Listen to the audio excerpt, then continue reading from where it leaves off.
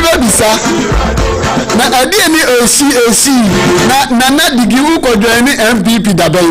Ai ma ko join MPP. Ya nya de ntoma bo ya ntoma no. Ai na AC rado. And mama bo national anthem no. The reason being is and me ye program MPP Today. MPP Today. On the MPP on promise kasia eba so the presidential promise kasia eba so no. And me ekuku dam no ebesia. Na ebi so why plan and me omo ebesia. Enye better sa o. And the team omo no mo strong pa. Ebi me sa una say mama nkanjo say me David Esando on the constituency organizer Agona West MPP. Now he's standing for Dr. Mahmoud Bawumia.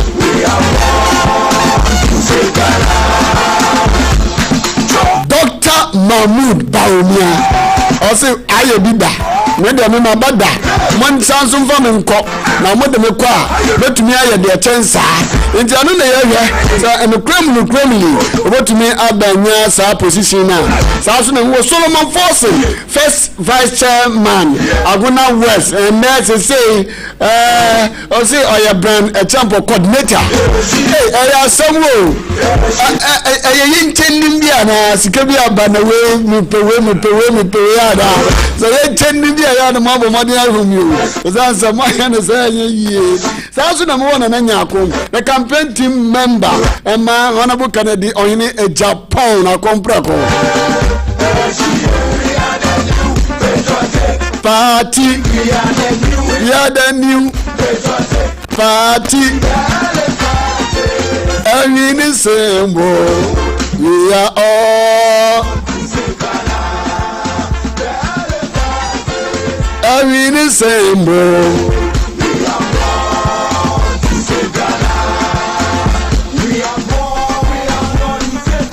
we are moment to moment to me, the uncle. Baby, I'm a monto. So what to another some other party? Yanko. We are all. Okay, where's the different way now? So we have to come on mato. Okay. Patriotic. My chassis.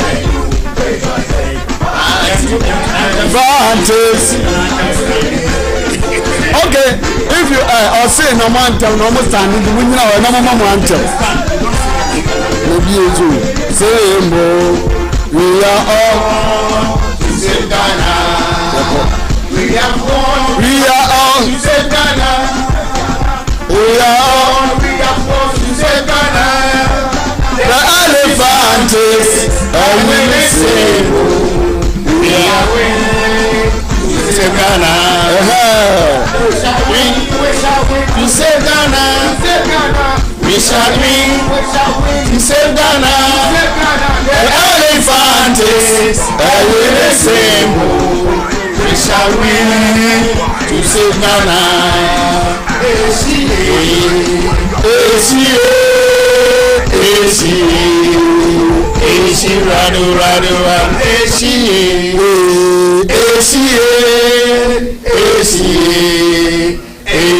Rado. Tama onimuto.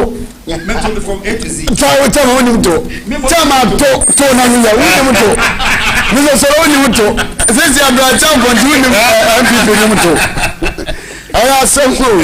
The elephant is a winning symbol. Am I correct? And it is going to save Ghana. Yes. Oh, okay. Mamu nyina akwa basunku aba dwede MPP Today. Muhammad say MPP primaries kasia ebaso presidential primaries kasia ebaso no enye adeketo akra na number 5 me dey we na mamu your friends and make sure you work out the amama odadada and number 5 na contest na number 5 ni dey kase obia huadin ben 3 strong one be huadin pa 5 ni dey everybody qualify as it is.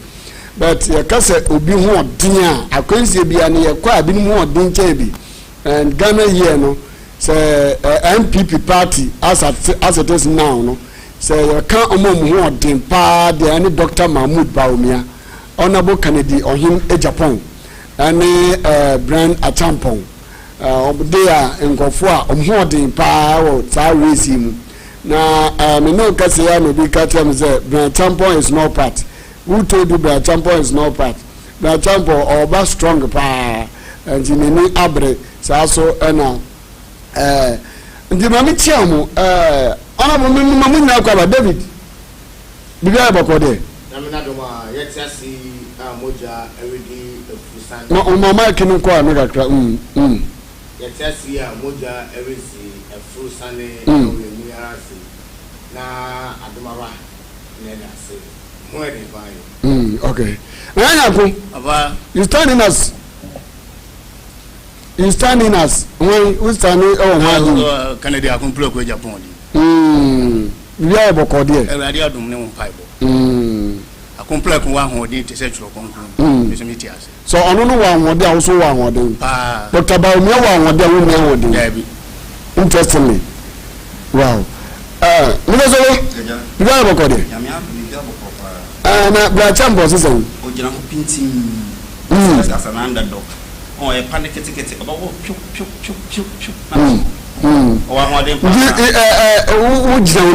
Brand Achampong is going to win this race. He's winning Aguna West hands down. Oh, it is Aguna West in T. Oh, I'm working in Aguna West. Okay. Yes, that is my jurisdiction. Okay.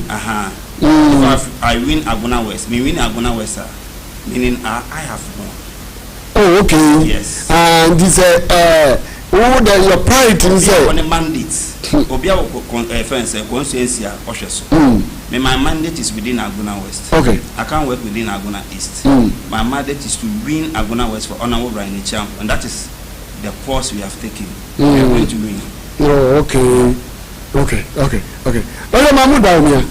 Is a member being by no presidential candidate nana. Yes, Tim Bawumia. Also, then are you working base west, Aguna West, and then not necessarily say a Kendiforma party nana? Yeah, but that's a local party. Now, next year, Haji Muhammadu Bawumia, and it's in Bawumia for builders a war Aguna West, and in the country at large, and in electoral area officers, polling station officers, former constituency officers, former MMDCs, and war Aguna West. It is my mandate as a constituency organizer and as a member of the campaign team, Team Bawumia, and me at the first January 2026. Yamuko Abano Aguna West in not Dr. Muhammadu Bawumia. I appreciate the vote in 2023.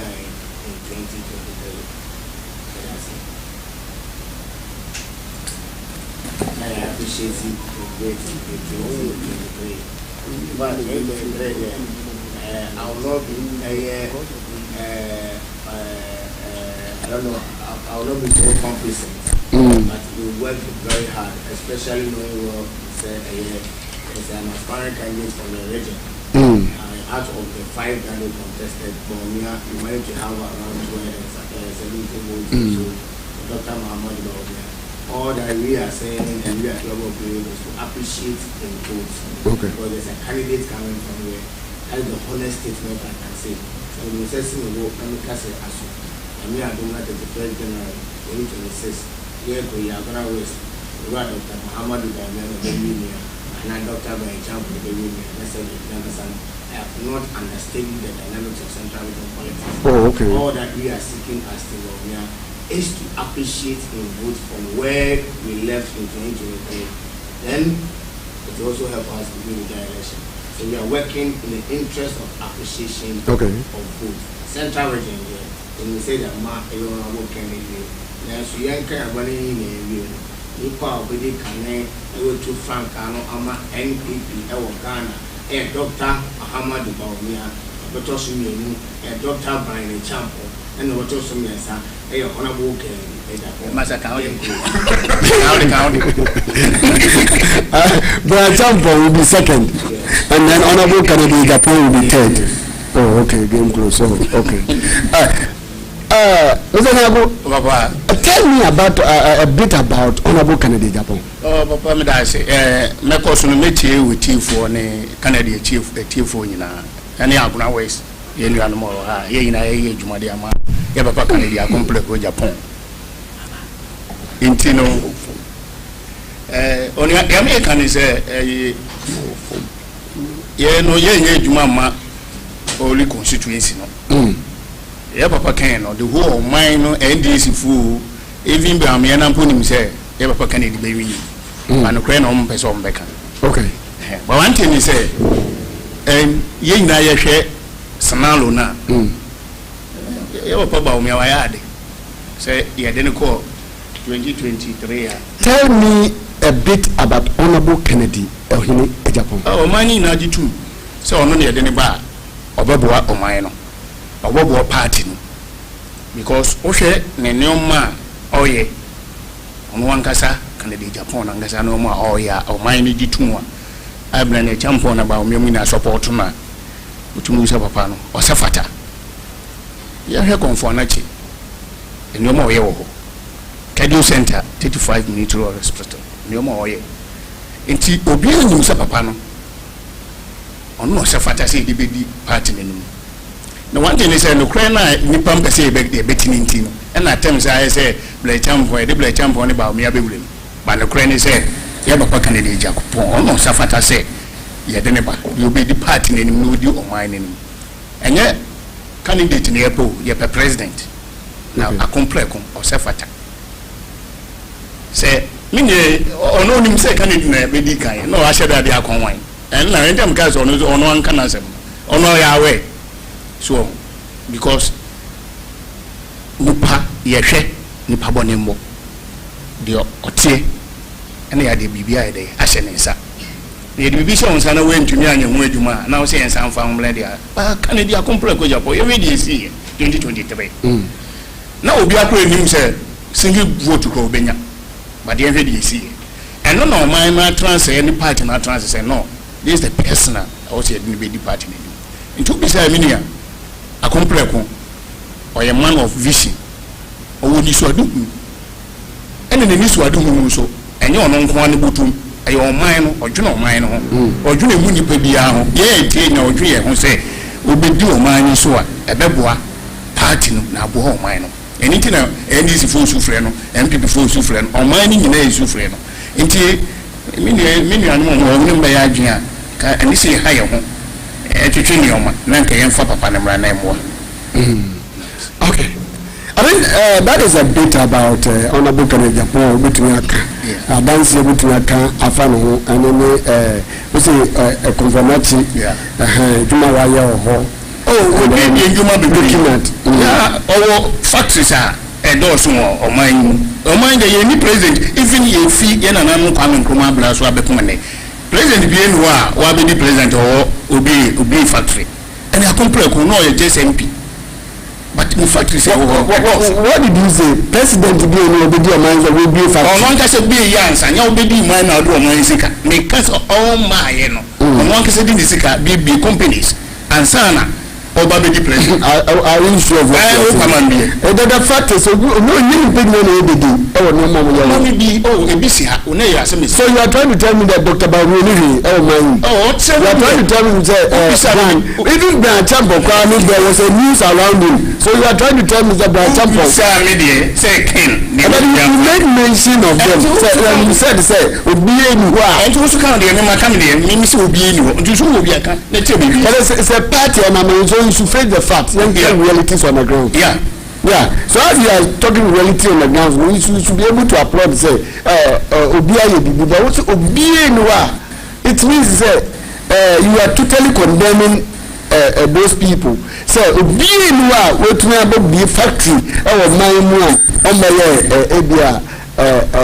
and it's false. What really na kame de ubisa me de na maka and yenyina you feel and you bushia na emfa no you go bushia na se ya de me de na me he na me pese obedi hene no ne dia na meka sa semisi ade wi no ade wi na waye. How many factories na honorable Kennedy Japan will be? Oh, minimum amante start factory. Minimum West Africa coastal will be the right ono ne dia na eson a minimum so will be minimum factories will be no man ni mu a ya we obi aye wa no obi ayawe enti bisa ebi no minimum ono factories na amanfo ye dwuma wo enti so obi no Kennedy Japan well you know well pa minimum pa also yeah minimum pa I'll come back to you. Yeah.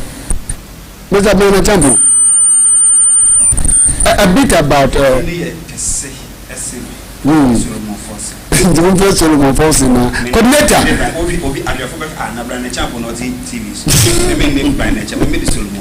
Okay, so coordinator for Brian Champion campaign. Okay. Tell me a bit about Brian Champion. Brian eti for Abuna West. Kankara wanya watu waba delegate wo Abuna West ya America mu na mo so edwuma na ma so mu nanso mo so mu yi na now decide about Brian Champion ye abrantia oye kwewuni oye asantini san ye kwewuni wenya enfe 52 years oye MP ma Abetifi constituency. Se obia obekai Brian Champion bekai behunu anaso obetuma kai no wo embra obehye amayo semase ewo Ghana. Brian started with us and as I started with the MP watch the MPP as no can be from 92.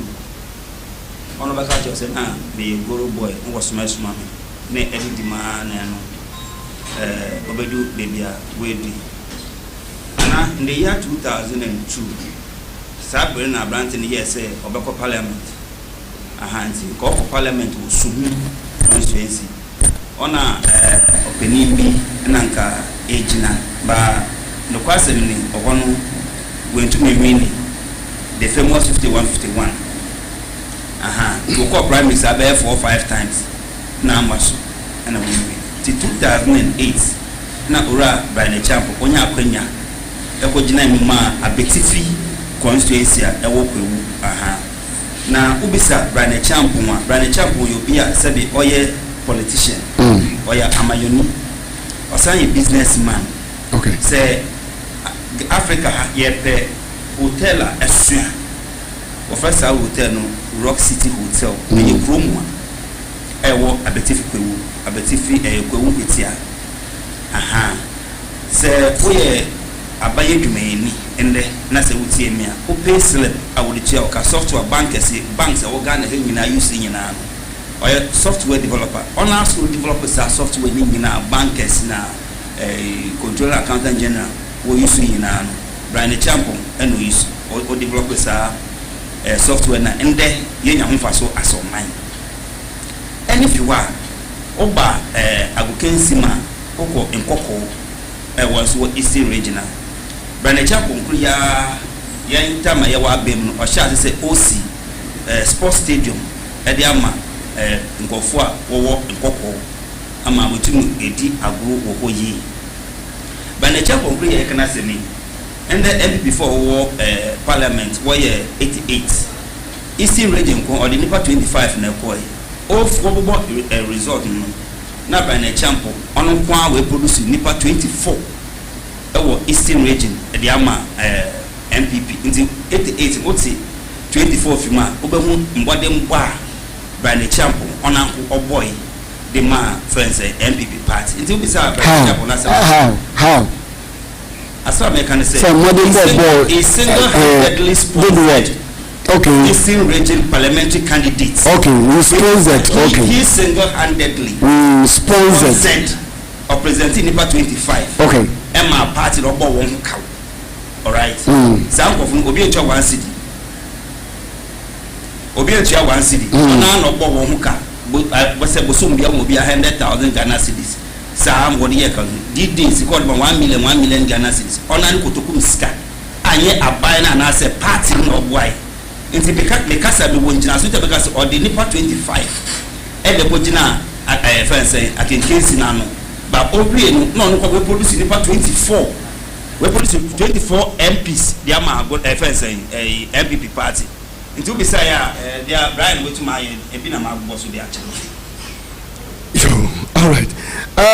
Dr. Mahmoud Baumia, Tim Baumia.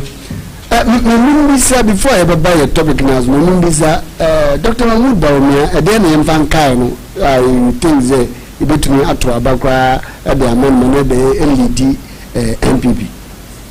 You, Madasi, you say, Ushe, the brand, Dr. Muhammad Baumia. He offers NPP the fastest path to victory in 2028. The only candidate, just say, yeah, we, Obama, you know, I am Rawa, Dr. Muhammad Baumia. Oshe Kwana NPP Faso, and discover Dr. Baumia, and a Juma Wabeye Ama Party from 2009. Ever a year in the Apano or the Muslim Cobra. So over Kaya in 2009.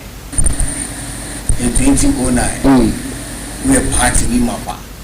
Now what's the democratic principle of NPP? When say aso na 2009 na Enyadia na Dafo. Apano no bo a year the former president of the republic and now down to Kufado. The Chiba Papa ye. The conferences are not all year a positive a year the NPP government in the right vision. The coin so a year in 2009. In 2012, nobody said the party was also doing another down to Kufado and Akko. Or Sanso Boy Papa, Dr. Muhammad Baumia, Eddie Ebio, a party now was wanting to cry. The son said, now farmer, name the any day we are in those utility. Essentially, no coy, and part your coy in 2012, no, okay, we near every year. 2012, and we near Friday, and there was this famous court verdict, and I was saying contesting on the good partner, and it's for the winning NPP. And then over Kai people say you and I were not there. I should tell you that na pen Berman which na parts and name, na member in the Ghana court, I could share a fool. I should pay and Papa, which never pay cheap, and I do cheap, and my boy. Emma and a song could deny and Amba. One papa would not painting and my Amaya Dome 2016 so by it. Now, wow, share from 2012, now we share to 2016. The famous 160 and over questions are then Papa Dr. Muhammad Baumia Busa, a year, the then Dramani Muhammad and Mr. Atta, a year government. When 20 Yano and Nam Sumpu, Sabi, a boy ever buy Mr. Atta Yarea. No kasi onke humpu akayata sifasa enye no na body ya de enye am no kasi no na body sa aye foundation aye the preset of foundation Dr. Muhammad Baumia set I nam so aye 2017 and now the down to Kufado abe the president of the republic no be the vice president okay kind the constitution of the republic is setting out the main rules and activities of who a president is and who a vice president is, and who a speaker of parliament is, and the role of the chief of staff, chief justice.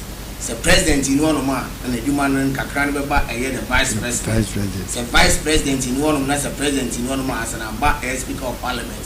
Say sanko for me and sense in one man, and a the chief justice. Now shape a payer need no office, it may be uncount constitution setting out any rules, any eduma so yet. Onwa sebi oye kayani na ope djuma aswa man wa Ghana aye krabashen sebi wudi adanse se ampa Ghana ye ebani ye financial literacy na ye kofon papa yi under the spearheading of Dr. Muhammad Baumia. We had a digital technology and a financial development a baya na edemuso program. Over Kaya, the interoperability, mobile money interoperability, the whole of Africa, the whole of the world. It is only in NPP government in 2017 na se wo sika e one digital platform you can move from MTN to Vodafone, from Vodafone to Airtel, even under the auspices of Dr. Muhammad Bawumia. At a point in time, only the be a digba I will Ivory Coast, untumi seni iska, and farmer Obiowa Ivory Coast under the Pan-African payment system. The handiwork of the digital financial investment and development at Dr. Muhammad Bawumia Edebaya. Now we can pay for goods and services of commodity in Nigeria, in South Africa, in Ivory Coast, in Togo, in any other African country. And today, on records, you can send foreign remittances from Ghana to any part of the world. Kaneno Untumpo and send West Union and free Ghana and Kwamanane. Tap send ultimate send because of the financial investment literacy of Dr. Bawumia, the business acumen, the museum war, and the Ghana. At a point in time in this country, Ghana, in the Fourth Republic, Sewunia Air direction Akobebia. At this year, Kase, Udu Bebia, Lotto Box, Blue Nisino, Ufanechia, the next junction, Ufa Rights, and Hononipana Ocean Wono. And on that, just say, Ghana nearby. Under the auspices of Dr. Muhammad Bawumia today, you can sit in the comfort zone of your home and navigate through the Google map and get your destination without any room for any delays and then unpleasantries. And next say yebu on mine. As I'm talking to you now, because of Dr. Muhammad Bawumia, 70% of ghost names are and make it one way into the government payment platforms in Yala. They have gotten rid of it. Gentlemen, I say you do 100% here. Besides the system now, one of the first one month for any breaking. But because of the availability of Ghana card, some over 18 million of Ghana's population have access to Ghana card. I know now where the central identification system for every Ghanaian it has been touted and magnified by the international community. Chairman, Ocean Health Delivery, things are changing globally. Noma Essan, say Owo Ahmadonku, Nasebi, Owo Akau. I just say, yes, one, and Robert do a straight room. The Robert do straight room, Yenya, a true night, killing the venom of the AS Naked one, now back wedding. And no papates, Nas, or say, over a good father. The beard with ye, young Fabi beer and yes from Cray, Vinci or mine, and if you are suffering an emperor. Then a young fambra or see the drone system. Yadi ban Noma only NDC for a good see a papa ye can say aso. Any and I'm sorry, and the share and buy a go galley with Gallo one home. Papa Jay us in the Amanoka say, and this by over some George, the Minister for Communication. Upon the same, I clap it back to Dr. Muhammad Bawumia for single-handedly introducing the one of the best drone systems in the world. Menoka say there's a benchmark from the UK government, Omaba Ghana, understudy the cost of the drone system. Papa ni dimana at that a musoko. Yana say the yakanina say Sika any a guzizi yenibi. Then so a pan on the midi and then she say I don't to me abo omnai no bena na amanaman abeshu ebon say aso. Ghana the hub of investment, you know. Papa Dr. Muhammad Bawumia, he has the anchor for victory for the Ghana as a development and then the party NPP. And as compared to Honorable Canada Japan branch example. They are equally okay. Comparing Dr. Muhammad Bawumia to Honorable Kennedy Japan and Honorable Brad Chapo. Honorable and young papa former secretary national secretary in Japan. Young papa in Japan free more.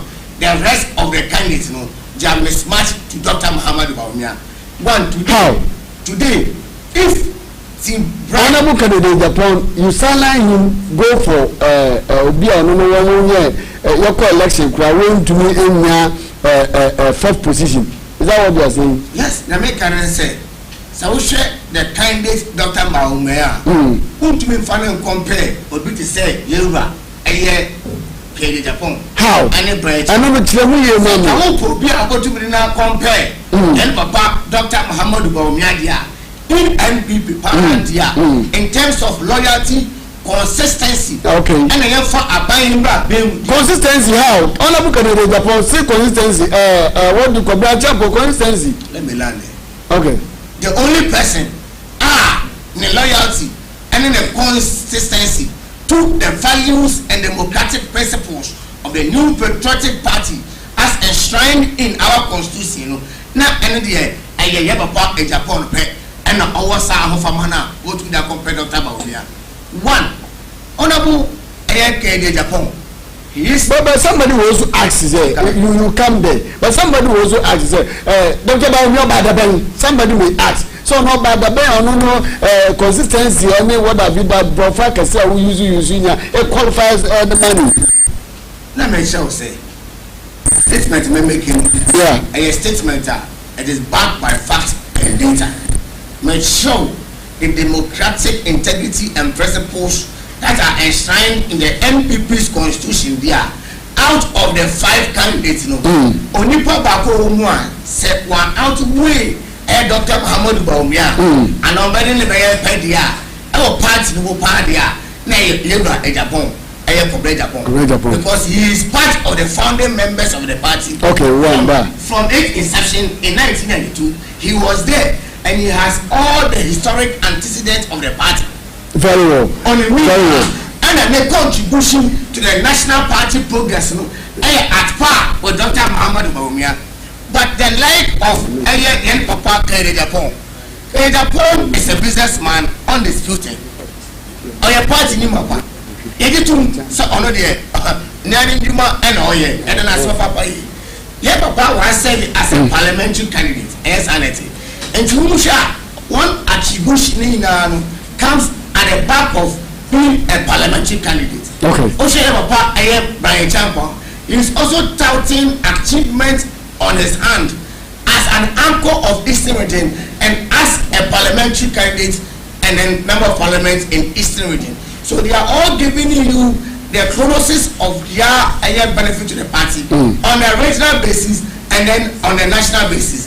But in the party, me and Mete as constituency organizer, my contribution matters. My papa Nana, the contribution in the party also matters. Good. My chairman, forcing the contribution as a party member also counts. Obi awo Otenkwa police station officer. And also the occupant and the contribution and we are say by contribution in NPP. You found to scale of preference and can say aso. And I will judge and dumping the spirit of the party. A lot of people are contributors of the party's progress. I mean, no move. Last 3 days, now before you are Brian Champo, the Joshua Away Roxy. Sakaman got Papa Joshua. Now come in him say, ye cap Bema, said the oil Bema to a cinema. Now Cassis got a boa or tia. Now come in him say, a Japan. I will call Roxy, and will say Casa Bema or party no more. That's our Bema. As a kind of wow, interesting. Oh, yes, and then Brian Champo. Now, so yeah, Cassa Yakoton party on the premise of say Obia Oscar. Now, so you show Obia or the winnable air candidate, the electable candidate. I want to have a victory in 2028. The person's temperament, how or conducting one. Now, you Dr. Muhammad Baumia is a former year and you get Japan and a Brian Champo. Now, so this can be the party and you have Papa and you have Brian Champo. Now, so you the rich ideas to move Ghana forward. Dr. Muhammad Baumia. Okay, but I say, I think they're looking at what the Sunday came the net say, you are no match to yes. If you look at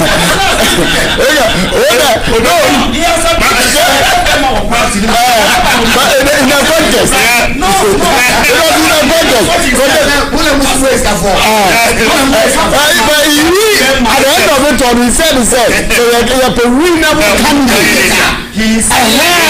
But not money. He's here to talk for His Excellency Mahmoud Dr. Yeah. You understand? Also, Roxy. Now, Konim said in Bemma. If I ain't told to say, Konim said, no, so checking. Only the Oka. So, only the Oka. No, you should know he's a politician. He's a politician. And he's playing the dynamics. Yes, he's being realistic. Okay. If we give, forward, you will come. Yeah, let me come to you. No, you let me come to you. Now tell me why you should vote for Obama, Honorable Kennedy, Japan, now Honorable Lady Party. Tell me. Normal officer, looking at what my brother David is saying now, to that and you fall into that. Oh, I think the minute I propaganda you been all camp because anonymous said. But you said you think. So anonymous said. I think say. So anonymous said. Propaganda you been all camp. Yeah, better or mention the community. Only papa near you play champ on the Obeka man. Then the crow me say on say Kennedy any the rap person even on what here crow him say obetu akwaje power. Enye omuni no boom because obia questionable obia omutu mi nyina upon the road cities all over na wakoto what I say but yemla ne nka no crow party what questionable question be na won say question be ni na meba so you tell me question they are all questionable yes am I correct yes very well so tell me then my nka say intro ye wa ha ene ka say play champion or a team be na den yedi team tennis a bass kro ko to ma team no kra oje na ade mpinifo ayenfo no ehu say team no problem abem nto mo je team kra break am oje bass ni ko su obe 2 years what dey say nipa asimesi yede nipa just team keko yede a show wonsa no one ma team no anko yi a ayenfo no je no oje o bass a o sponsor team no we dey man show wonsa no man ka say e ka kire say amamo ni nko ya say ade bi odo mo man bi abeje wow team can put you can't without doing so. Do you understand a memu? Yes. And benefit will be yes, it benefit will be said about them if you and you say what shall say actually really and the world is asking and one will be also the baby become as my day they are found one tell young cook and baby ye wa ha ensem de do so minia na ye ka se ke kan party minti na ye bibia se be tell me never ye wa ha all come respond to you they also respond to you se blay champion upon sika minia keto yi kan o tumi be di president me nye because and ne ya or the constitution on one constitution no on to be the president me yeah this time to say e bia na ye di yadi ni papa akodi tumi no ana yadi obema akodi tumi na ba what dey say ni papa ben and okay the American say na want so papa ben and kasa na o say o kan bi but tie obi be ka tell so e bi a wagimi obi be ka kwase a obi be ka say mpa church you see and when it's a party member is telling you what you are saying you correct it okay it's but apart from that your differences you are all party members yes and it will be a can do nipa betumaye dem me person say okay me dey sorry say me use our word no you are not sorry to who say me use our word no the party nipa bi ewu what I say but the problem is say sango for ebubo ndimi na no ye papa blan champion Dr. Mahmoud Bawumia ye di Kennedy dina wa obi a nim say Kennedy e fan better say obetumi win power than omutu ni na aka into America cho say eni say wo sika ana say wo bibie nyuma ana say wo sa hotels no and it says obetumi be president no.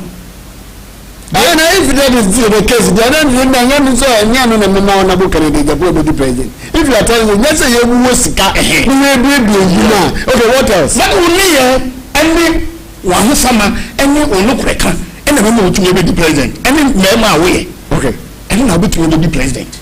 And you will tell now, what is some for Google. anase nsa go fogo go a ko say odi ko kire say ni hotel ni nti obi amebe no nto abama me no me bro champo me nti sa na oye because obi so obi ogu me me ka say so wan ko ho anka oni se oye be ma ananya sa na okan enti me no amama hu say na je say ho na odi nkofo ko hu say odi ko kire ni hotel but eno na enye no na betumi amama abedi president even ukon situation mu kura no obi hu say ekwan odo mu nam so enye sa kwan na yedidi president enuti ena me to say kan dipe ena MPP ni opposition no opposition ni pa enta me din kaka say enye candidate na yepo president obi obetumi agi party no aba power enye nyina no ye party ma but me na me yakumi ni say ye de Dr. Bawumia ekwa o ye ntumi ngi power no because ye de nako ye nie kan say party 2012 nke ni ye but ikodu court na dia de o kan say bibiri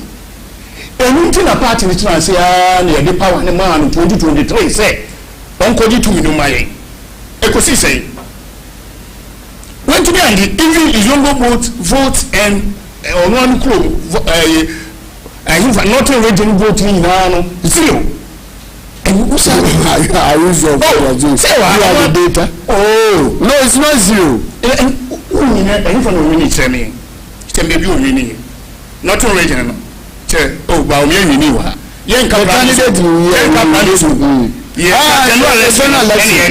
Promise me you tumi ma no o winning ye nti me say say baby onya zero no ni even police station executive wa na no but nobody will say yeah papa ba omi ntumi ndi president no okay enti no man to ama no o tell me to say no o man no ni party ni nim say Canada akompre ko Japan na o ye be ma ba o nsu so man sa no waham o ntwantro ni you ade o kan Canada kan o man ni na so waye kedu something na o ye o ko ko for anochia the hospitals are what you ni nyuma ni nyina no waye ni nyuma ni nyina no obi bi adanse o man ina kanidi onye ne party manko a ofati party no e ma o man no but ye ga o maka ba o mia ofati ma ono ano ho ble champo obey o ka bibi mi hwe ne odi obi se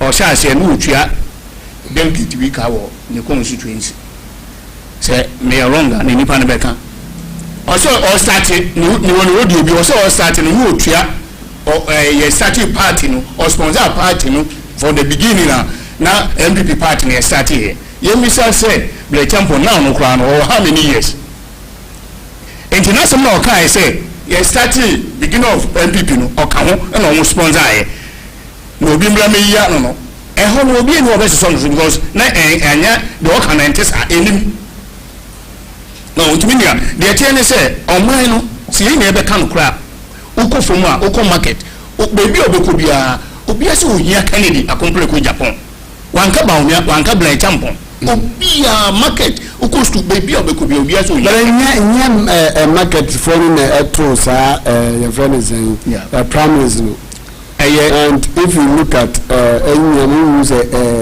my executives no more na omatipu Dr. Mahmoud Bawumia anya no kure mona anya no kure anya no kure obeni the all taking now candidate enya no kure on that take but to do what and you be hu be ma take it on better take and my name ka some true and the ten say okomwa on people control sa nala obi take and we dey aba say we na ni oh sa popu Ghana ni o ma na ye no and na emu party no J for former president Watipu Dr. Mahmoud Bawumia are you aware?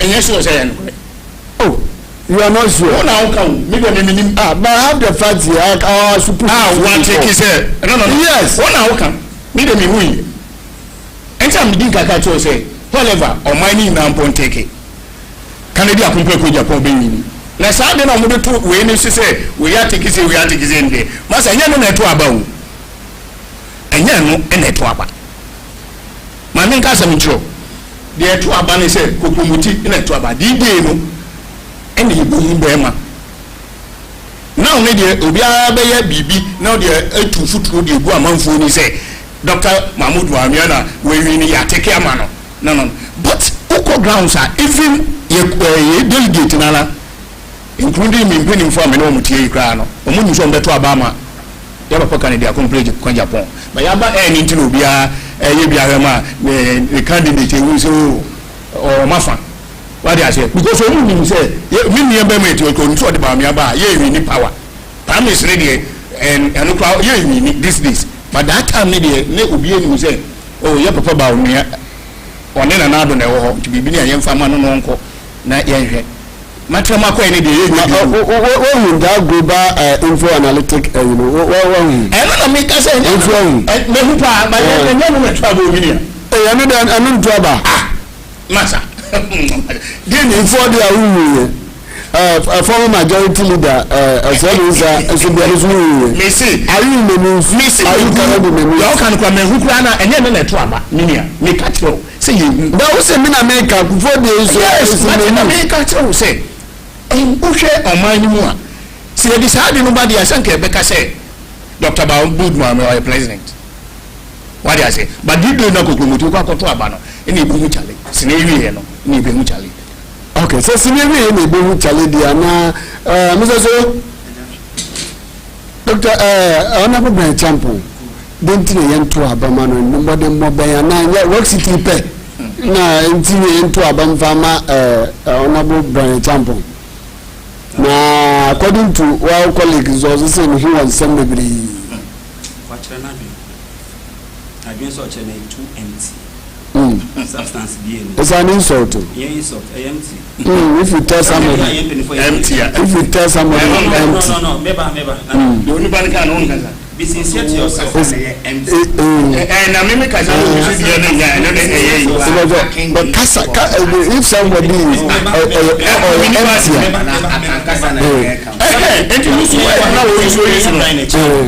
baba we don't do respect because that be kasa I know one kasa because empty no all of my job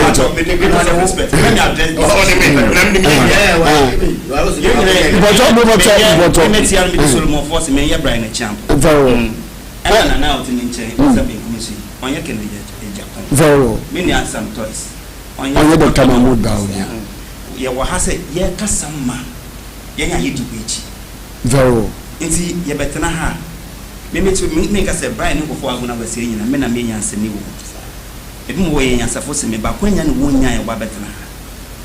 Say me papa ana me busu ne kene Japan wa. Ka me betena studio ham. You understand? Kameta na me fi was kiska wo fi. All right. Nti e betara ni yakwanya, na be say nyene papa bia wo party nim. Say Ken Japan. But we don't do this for the sound of wait. My end is that issue. Based on that, na me say the okan ni nyina no. It is my intent to speak. Said the okan empty.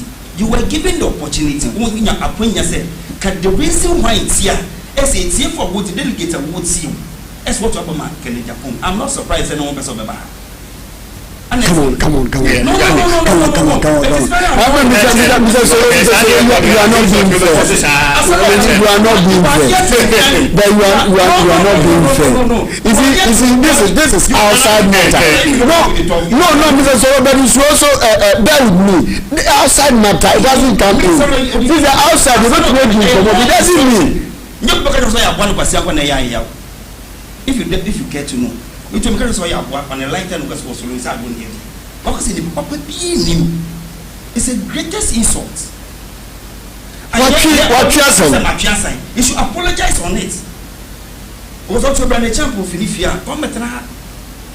You understand what I'm saying? But be it as is let's move my yen to near. What was I saying necessary? Yet Obama Brian. No.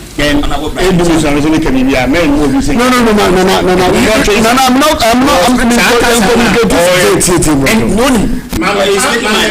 He's taking my time. And they can Cassani names also. Today. I'm not. It's a way source or source. My brother, call me, call me the producer. Let's go. And I am trying to West and me Npp Nipa. the reason why I'm saying to Abama, and I say for what say what to Abama, Honorable Brian Echampo, and any business, and then any accomplishment, be a winner as a business person. Instead of saying to Abama, Honorable Brian Echampo. Okay. But if you want to go to the antecedents, the history of NPP, very well. all right. National presidential election, national primary school, presidential election. 2024 will be the yardstick.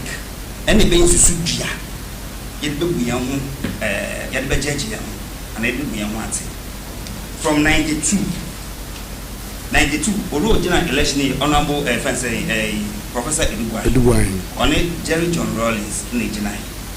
Nana, when you 1.2 million votes, valid votes, 1.2 million valid votes. When you go to 96, Edubuahin, Jinabio. Yeah. Already, you phone with Jinai. When you have 2.8 million valid votes, when you go to the year 2000, you have 4.5 million votes. But let's come back to 2024. 2024, you can log on. Research. From 92 up to the year 2000, the year 2020, every year they know we'll be losing an election. You lose 90. You lose 96. You lose 92. You lose 2000. Sorry, you lose 2008. You lose 2012. In all these circumstances, NPP appreciated in the national vote. But let's come back to 2024. Whilst all the years, appreciate voting was wrong. In the year 2024, you have 4.8 million valid votes. This is one of the reasons why I'm just opening. It is an eye opener to everybody. In the history of our fourth republic, NPP, Aguna West died to NDC. Okay. But in this circumstance, we lost, and we lost miserably. It was a problem. Oh, forget about the problem. Obi NPP no NPP ni. Why you feel you money? All right. Not effective, but one gets a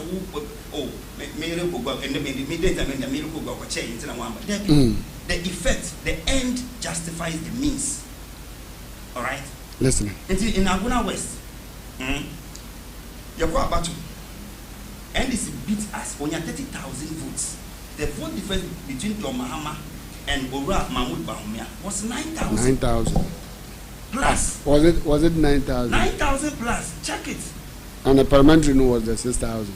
Yes, but Mahama even beat his own parliamentary candidate who Aguna West here. All right.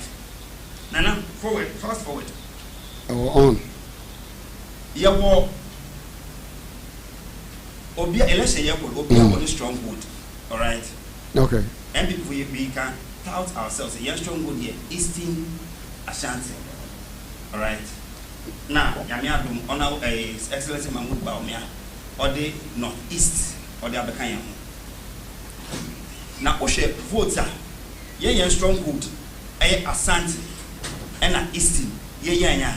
Now, the party no is dwindling. You lose your votes, our Ghana. Because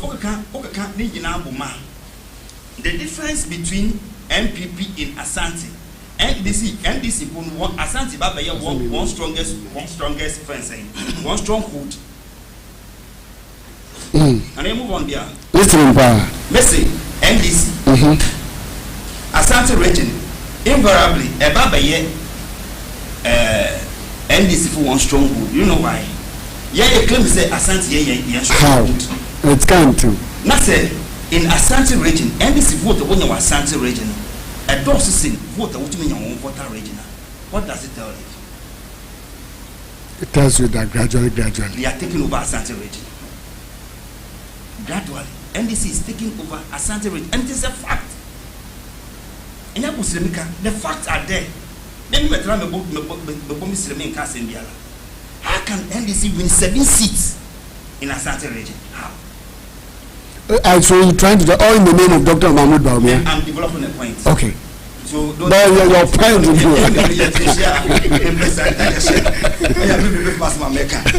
All right.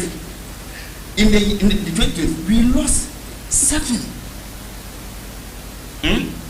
And this year vote market MPP 1,334,538 valid votes in Asante region. NDC 677,595 votes. National voter when you voter rate when you 585,322. What does that tell you? I can't answer. Compare that to what Nanado had in the year 2020, in the year 2016. I can't answer. Fast forward, let's move on to Northeast. That is the home region of our flag bearer. Okay. That's the home region of the flag bearer of NPP.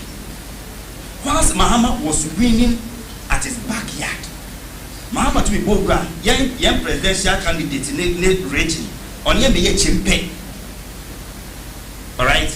But we need 3 seats. Mahama won 3 seats in Northeast as against Dr. Mahmoud Bawumia need 3 seats in Northeast. Come to Eastern region.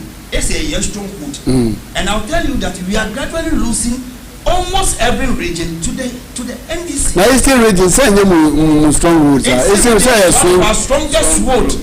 Interesting. Yes. Eastern region. Yes. Eastern region. And Eastern region and can swing. Yes, swing. You can talk about the Menya Kropo area. Even sometimes we win. In the year 2000 we won some of them. 2016 we won some of them. But in this very election we lost 11 seats in our stronghold. 11. Go to voter region. It was only Peter Amewu who helped us in 2020. Let me win 1 seat. And later almost in the voter region. Come log on. Then again, it is an actually the number of seats and this, did we win any seat in the northern in the voter region? No. In the water region, Mahamanya 583,322 votes. Who don't vote Dr. Mahmoud Bawumia? A whooping 56,630 votes. And Dr. Mahmoud Bawumia Onyai.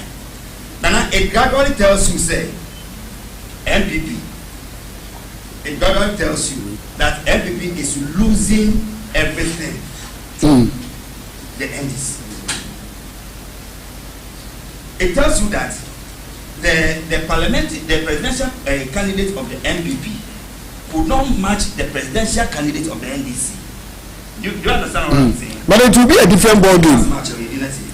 This time it's going to be a different ball game. Look, it wouldn't be Mahama again. Change. Make us match. But I'm developing a point for you to understand, and it's if we are better in American. Why the campus will come and you should drop Dr. Mahmoud Bawumia? Relax. In the 2024 election, all right, Dr. Mahmoud Bawumia, our flag bearer, presidential candidate, he had in totality he had 4,877,611 votes. Ne parliamentary candidates votes accumulatively, they had 5,223,076 votes. All right, do the deductions. What's that? First president. Okay, but don't forget, we will come out with a remedy. Okay, flag bearer Mahmoud Bawumia was less of 345,467 to his own parliamentary candidate. People liked or preferred the parliamentary candidate of the MPP to our presidential candidate. Okay. You finish who we are young and this is one. And you understand why I prefer Brian Champon to Dr. Mahmoud Bawumia and our Canadian in Japan.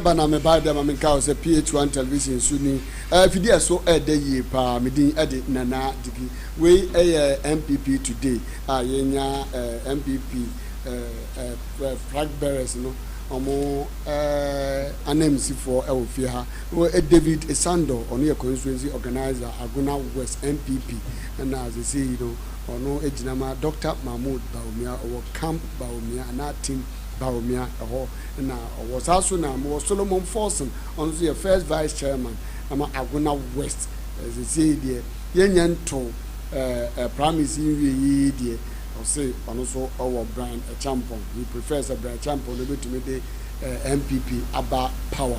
Then again I have Nana Nyako and also a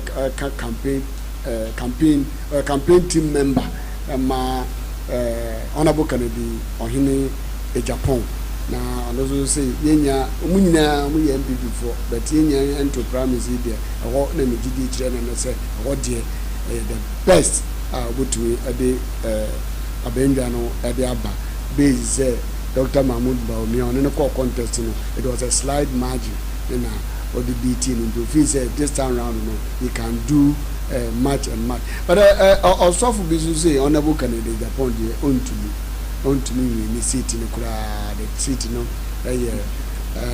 Dr. Mahmoud Baumia edia oben dey onya dia obetumi na we okay me nyina no ebrede don na better enche na Edijan. Nyame eya aduma on the second year so akotia by election and also basu gidi MPP and this for say seat in there omobaji every MPP for NSM and they are Hassan Ayarga Abakasa or say MPP there they will lose this akotia seat sample crowd na omono MPP here ready on to mean GC to be our Ghana ha till January no but me ade omobanya sa city bi e from do uni any be a competitive area no enyina nsam bebre na ekoso nyame ya do mo de bokọ akwahia no sa abre ya kese ndura omudi am say eya ona wakotia MP no omudi no 1 week na eya reho pa na esewani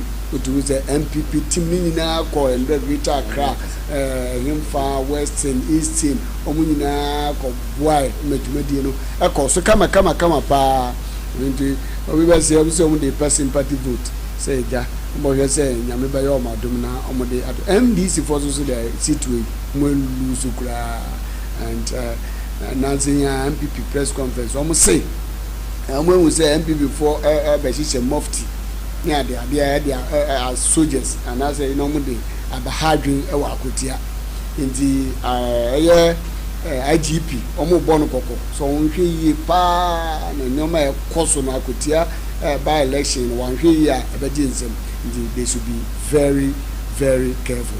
And some may be course we should be to the travel 0244 646457 0244 na otu Edward Ntraba Mawenka o said to me deal with Blue Star Lotto and after to me deal na oka Blue Star Lotto there no mo ye Mr. Blue Star Lotto omo no mo the POS machine at the abada POS machine djuma edino enye djuma keto akura so say you can be comfort of your zone na wan say we Lotto afi omo commissioner omo de ba no commission dey so pa the Lotto agency be 30%, almost 40% straight away. 40%, it means the auto credit 100 cedis ubenya 140. We umpewi na open day. Na amakutu ya lutu di the form boko. Ketueni the form o. Just say winye dia woskani ya na wonsa aka musika. Unye di ya woskane ya na onsaka usika ba wonim se Lotto die ni di ya ebi wo ma wonye di ewie no unye di ya wo kɔ na yesi agent na biane wo kɔ na yesi we di machine akura no mo aye scan code no da ba obi ba ka say Dr. Baobiansa no scan code mo de abandi unye di etare ya na ebisa o say sim momo ben na onfanto so unye bo momo na treze sikano ekogu so quick kura anya dia obi na betu oka when you be your own boss why we your agent inti we your agent ya obotumi akọ Brewster for office na wo nsa akɔka POS machine bi yɛwɔ printer so a yɛde ma wɔn ne wɔn mobile phone na wɔn ankasa wode use kyerɛ sɛ booster lotto no wɔn aba wɔn de aburokyire aba Ghana paa nka no na lotto no sɛ wo bokuro sɛ sɛ wo dimnikam kokoro so 6 abo dabi men tumika koraa ade na ankasa so ɛyɛ kitwaa bi nti ɛhyɛ wɔn ankasa wɔn ho nye be a would be out to me 80 be a be able to attract from 02016706950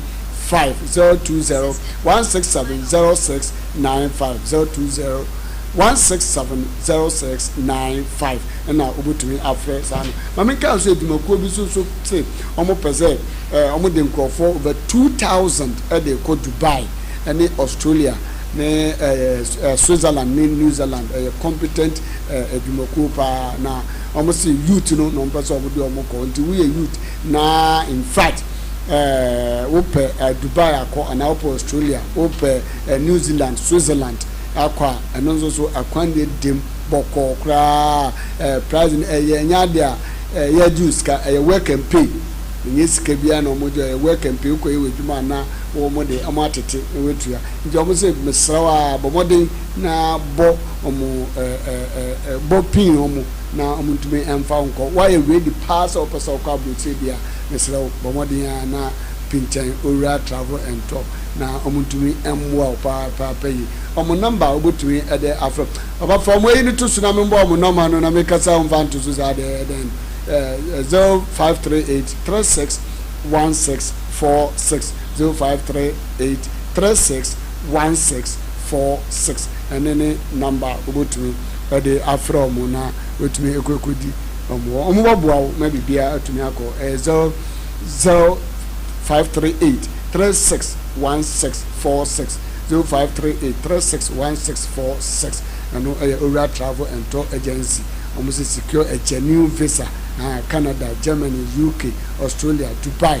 Now video no muda boom dem sit nimpa 2000 almost a bra no mo work and pay okwa na we ko kutia omo no manu na egu no botumi afre omo Mr. Solo back to you nti asema na make na say ye parliamentary candidate vote a wonya nyina ko ka boma e do so sin Ora Mahmoud Bawumia ne vote wonya by 345,465 votes ye ko John Mahama ne vote John Mahama, as the flag bearer and presidential candidate of the NDC, had 6,591,790. Any vote John Mahama nyai. Okay, can you now not parliamentary candidate in Umpuma? NDC parliamentary candidate in across the country when you 6,257,389 votes. Into John Mahama beat the parliamentary candidate by 334,401 votes. And it tells you, say, yeah, for 2024 election, yet our parliament presidential candidate was not popular. Because people didn't buy their ministers of toy sky or the mobile interoperability buy or the way buy and to Ghana for wasu. Check.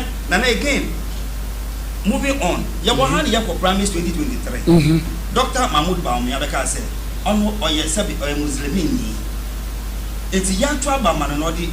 Zongo vote ni nyina beden or the bebre all right or the northern vote ni nyina bebre apart from the first futu zongo honorable affair markets ni constituency we lost almost every zongo in Ghana.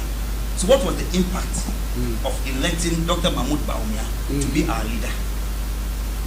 Yeah, for northern region you can imagine Western North, Water region, Bono East, Otsi, Savannah, Upper West, Upper East. We lost every constituency or all these regions. Yellow Sea. Why must we still present a candidate who is not marketable? Baby, that's the first time. No, he's marketable. Wait. Nanadu came, Dubai came 92. 92. And then he came 96. We had a vote of 1.2 million. All right. In 96, Kufuor came for the first time. He appreciated the Kufuor, Dr. Professor Edubai's vote by 1.6 million votes. Okay. Can you 92? I am an democracy. Vote 1.2 million. 96 Akufo by as a fresher. Nobody knew Akufo anywhere. Akufo the votes appreciated by 1.6 million votes. You have been in the system since 2007. Why must we lose miserably? Then there's a party that loses so miserably. It is very shameful. Don't you think that the party was 8 years? No, it was because of the leadership. People didn't like Dr. Mahmoud Bawumia. Do you know why? But you presented him, you were chairman, you were complaining for. He came from nowhere to become the leader of our party. We came from nowhere. He's looking at me. No. He came from nowhere. How? Let me tell you how. Let me explain to you. In the year 2000, the person has led to become vice president. You are telling me he came from nowhere. Nowhere. Let me explain to you. Don't interject. In the year 2006, Dr. Dufo was the governor of Bank of Ghana. 1996. No, 2006. All right. Dr. Paul Akwa was the governor of Bank of Ghana. In the year 1998, Dr. Dufo was the governor of Bank of Ghana. All right. That was when Dr. Mahmoud Bawumia was appointed not as a governor, but he was appointed as a worker at the Bank of Ghana. So it was even the NDC who appointed Dr. Mahmoud Bawumia to the position, and I said to be an ordinary worker at the Bank of Ghana. In the year 2006, as a worker, I'm making a point. In the year 2006, and now Dr. Dufo and Paul Akwa. Dr. Paul Akwa, obey the governor of Bank of Ghana. Then former President Kufo appointed Mr. or Dr. Mahmoud Bawumia to be the deputy governor of the Bank of Ghana. Yeah. So invariably, it was the NDC who appointed Dr. Mahmoud Bawumia to Bank of Ghana. So I've heard that people are saying that he has an NDC background. Is that where you are heading towards? So I'm saying, Dr. Mahmoud Bawumia came from nowhere. Okay? So from 2000, deputy governor of Bank of Ghana. But let's give him that credit. His financial exploit lured the former president Nana. So, this guy could help the party. So he's been in the system from 2007 up to 2024. Then being like Mahmoud Bawumia to be popular in Ghana. Then what else? He want to lead and help. As he brought what else could we have done what else could we have done for him to be popular? His policies and some of our policies, all right, made the current president popular. So also what the Northern votes in your brain, Northern votes in a way. What's the Zongo votes in your brain? Zongo votes in a way. Where are the Zongo votes? Where are the Northern votes? We rather lost miserably, even in your own backyard. Your own backyard. I first say, Mahama came there and did champion with you. Why must you present? That is why we need a fresh, energetic, knowledgeable, business-oriented person to be the leader, a young, comparatively the youngest among them, who has been in the system, who is not an outsider, who has been in the system for a very long time, all right, since 1992, to be the leader. Brian Champon since 1992. Yes, he's been part of us since 1992. Where was Brian Champon? Brian Champon. If you say somebody to make name, if I tell you I've been part of NPP since 1992, me I've been part of the party since 1992. Because me feel no way me na shame wa with Suma. Brema Suma.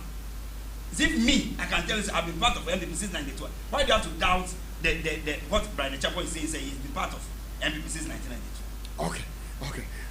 So I recommend Dr. Brian Echampo, Dr. Brian Echampo to the electorate.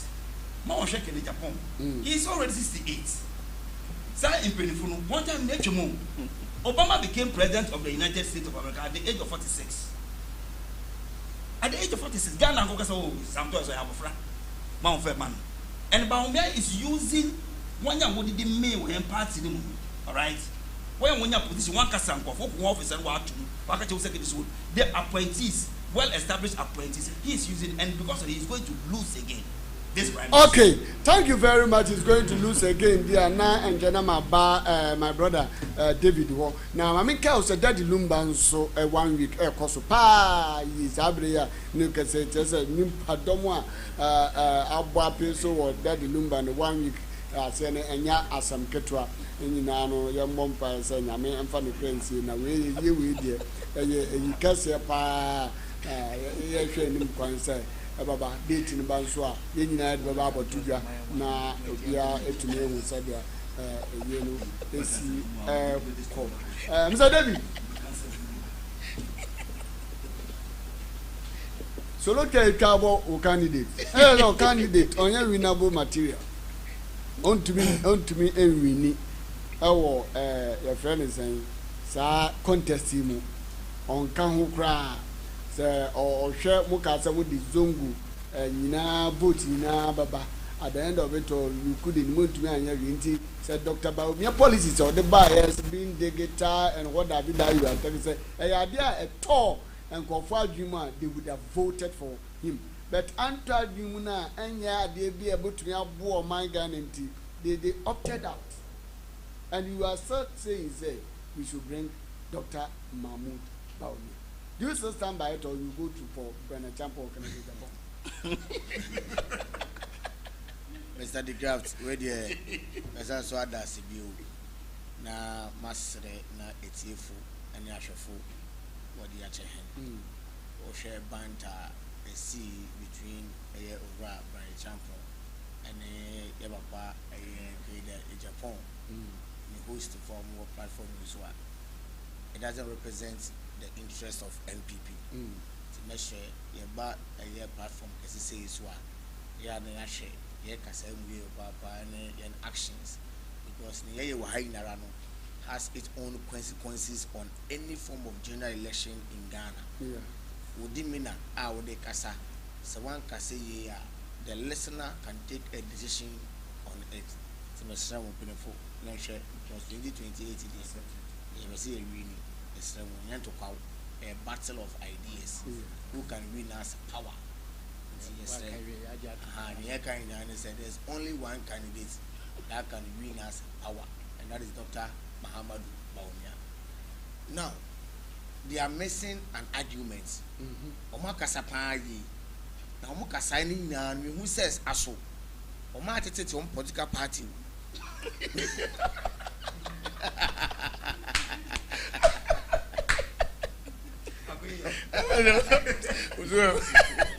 We be so as when you are no o de beba no obi. Because one me who say why any sifu. Why see before so when for me because I did no never permanent said Yepe Frankatuni ama the new patriotic party. Say Yepe Frankatuni ama the new patriotic party there. Then it has its own locus of arguments. One, a party for our motion and CC. I can fool a new one more hand. And what the party's progress and then the party officers. As a constituency officer, no okasa ama wonya areshemu se aso. Sani pay by your presidential candidate na owini 2028 no maya. Mene wo ye bobiu anything. Electoral area coordinator ne bobiu anything. Polling station officer ne bobiu anything. Near Dr. Muhammad Baumia can say. Every government draws on the shoulders of the political party. Officers of the political party no and no na ede aban ne ba abemu na emphasize omoche ema obiare den enyabi. Nia Dr. Muhammad Baumia can say aban bia ba as an elected president biara no who some over 7,000 appointments to make. Amidst some of these appointments no ministers, deputy ministers, CEOs, deputy CEOs, ambassadors, any some state directors, any NGOs are more than anonymous. Nia Dr. Ekan say, or sacrificing a move 2,775 for every constituency. Mathematically, no, it implies that Aguna West as a constituency, no, here 10 government officials are the elected president, Dr. Mohammed Bawumia, obey on either minister, deputy minister, CEO, deputy CEO, ambassador, or whatever. As Uncle Funia, Wabua, Naya share a party for now, I work from no money.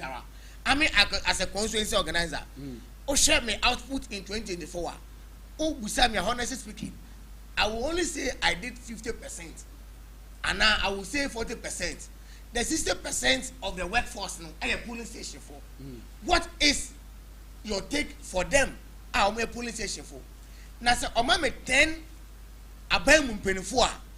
We could have 31 electoral areas. 31 electoral areas, you divided by the tenor. It means that every 3 electoral area, there one CEO. For example, me know some of us now Okasama a year era Brian Champion. Or your MPP ni, and you say if you all year Juma Ama Brian appointment about near Kase or we Mama Brian Tia Manibi. And now you have a partner. But you can do so. No, easy. NPP, NPP, say yeah, solo or Yakom ne buy. Yakom air 4 electoral areas. But that's what I say. And say yeah, solo. Not Dr. Muhammad Bawumia. Ninkomo Oboni say, or you the CEO of Cocoa Board. The whole Ghana Cocoa Board penny a russell enforcing. Now say Cocoa Board air 5 drivers 2,500. So low as a CEO, I offer Agrania Kuma more 4 electoral areas. No, about to I say, oh, 7 year 5 drivers in no, they sacrificing a year 20 slots of the drivers position at the common constituency. Out of a year the 20 no, me ma in Yakum all the electoral areas no, 5 slots. Ebe no na Arishama ba ama police station for emu 520 omo kwa there's hope for tomorrow say or say be omo for accountants wa ebenya additional 20 omo for marketing officer ebenya 20 omo for seed expert ebenya 20. This is the vision Dr. Muhammad Bawumia is talking about the welfare of the party. Afi would this appointment here okay added to onomo no ebeboa na at every electoral area biano your party finances ebe koso yi say eye ba amadon ko na ye kwa na party eniska ofre konso yi chairman baka say 1 week ye ko 1 week eyi time ne so a eye na se ho na ebo besia o monko ka say ya bo jetre ebo se wa about 500 cities na echi o ma di o party wono eye for ye de eye ka beble o konso esi no kwale mu na so say was CEO all share that electoral area now. I did be a year, somebody be a signing part of a founka. Obi school sem signing part of a founka. One of you my sem signing part of a founka. One up promising signing part of a founka. And no ever much the central government, any the electricity, the capacity to work as government. Because as a central elected president, you have 3 anchors to work on. 1, the political anchor. 2, the economic anchor, and 3 the governance factors. Today, you are more as NPP folk. Now, over here, say Bawumia. Now, on one not easy plano, Mahama ya 3, and on Lucy ya 3, and I will lose by 30%, no lose by say. You are talking about a person, forgetting that the person is running on the ticket of a political party. Before God and man, NPP made series of unpopular policies.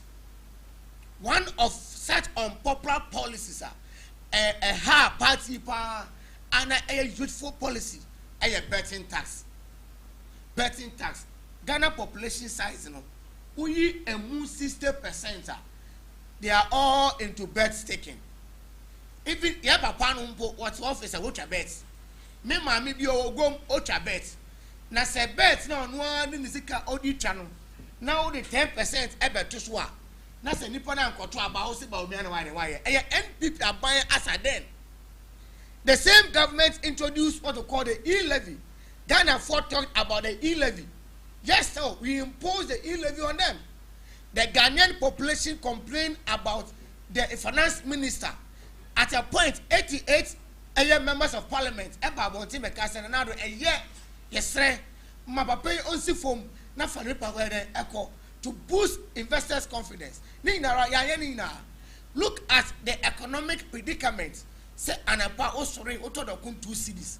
Oba kosa okoto da kun over than 5 cities. Lole fair air kosro, fuel kosro, electricity air kosro.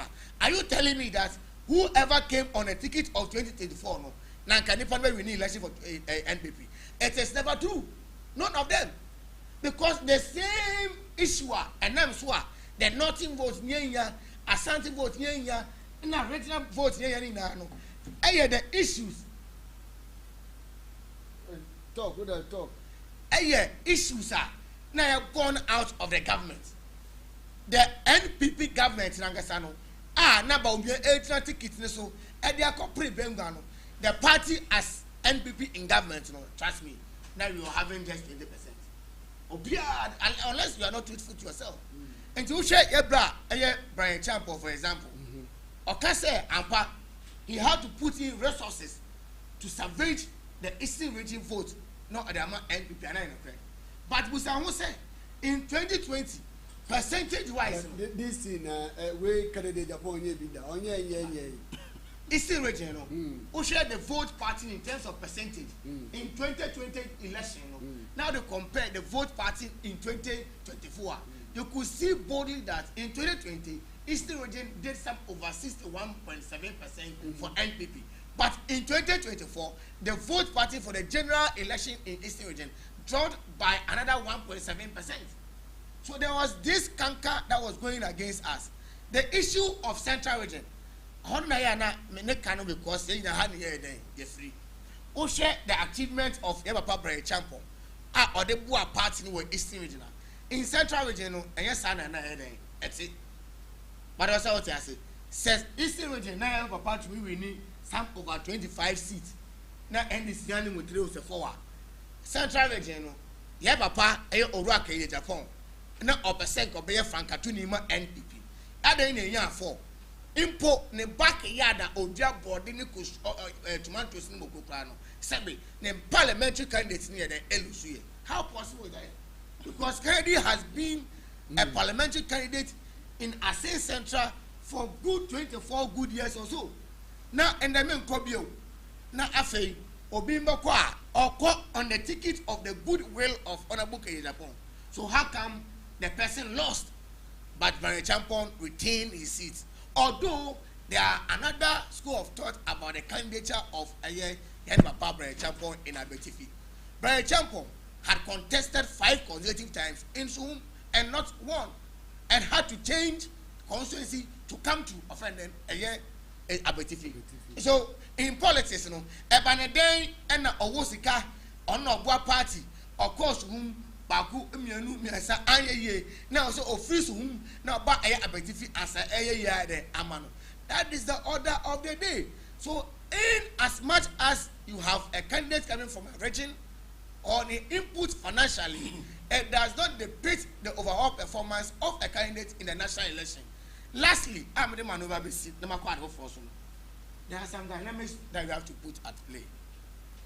The constituency organizer, one of a good standing. Nana, minimum pie, Nana, minimum pie, and with Juma or Yema or Raka in Japan in 2023. Obiang, yes, Miss Mia Mama, me Papa Baumia, me chairman, ye Mama Baumia. Papa, you are to me, Dominic Nana, Nana. Oye Mama Ora Ken Aguna West Ora Ken every year. Sanity. But ye go campaign can say at the end of the entire election, but we will win. And when we win, we expect them to come on board for us to go and then what? Work. But they didn't. We shall say or no. Meme nam happy corner, may ya capia mother Tabaomiano. No, no so bad happy corner, me mama say me corner. Or say mamma to abandon Maba Umia. General election. Monto abane madam ama na monto abane ma independent candidates. General election. Onini eno e ma vote party e ko form e wo e constituency mu a e ba onya na waya na. E ba onya na waya na. Won wa ye aduma e ma Kenya Japan. The same people said that because they assumed that obiech mo be senti Obaba Modia, Mamma formation for 422. But if you also say that means that Nana is heavier than you, being constituency organizer. Yes. See? It makes Nana more heavier than you. Yes. No, Nana being You being a constituency organizer. Yes. Now what grounds, now what convincing governor Nana has come back to convince them back. Nana, no, behold, they voted for Nana instead of you. No, I'm not talking about Nana. No, but according to you, you were saying that at the end of it, no. Wako kama 7 wako kai nana nazo esi na no so mama ntu abano muntuma John Dramani Mahama, then you should vote for independent candidate, and it's happening same. And see, that should tell you that any problem part in the facing. Okay. And you baby obisi and you will be a religion. And you are buying and in the person more where can you want almost quite one thing go you juma edit your party. Okay. Sami part me showing and me fee the partition na your NPP. And they say, who come with you? Because say, Monto Abama Baumia, now parliamentary candidates, Mamonto Abaya, Emmanuel, Mamma, who Venice, Abano on Cocan, and Concoto. And you shall, your strong hold Stinano. One hour was on Mukabon, saying Coto Abanina, a conform semi branch to look in 1992. Yan Papa Edubuahen gave NPP a vote pattern of 1.2 million. And then in 1996, Papa for Emma NPP 2.8 million, thinking that we're appreciated by over 10%.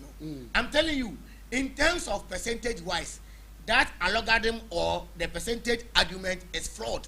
Because as at 1992, Ghana's population was approximately around 17 million. In 1996, the Ghana's population valued around 18.3%, 18.3 million. Now, fast track down the line. So, because about 4.5 million or whatever votes in 2024. The population is no more 17 million, 18 million, 20 million, and it's now some over 30 million. In percentage wise, the argument may be flawed, but that's what you are saying. Now, what we are saying is that the total percentage of NPP for our all the results clears it all. Say it is not so. Reason being that maybe pay taller or shemi or no asoka and yes but that's what I say.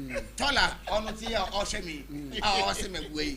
On your independent yeah said on what you are saying taboo so part of an amnesty and they say oh then Okay, and they say there or see what jumping echo Brian.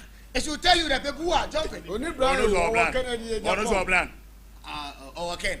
Okay, yeah, pay now. Yeah, probably a baby party.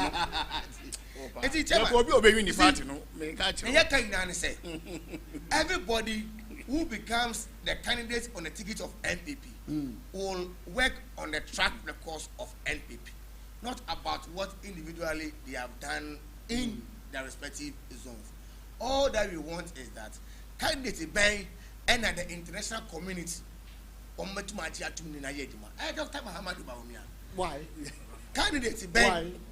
International communities, they can't work with Canada, Japan, Japan, other two. They can't. International community, no. They work on a background. No, you said something.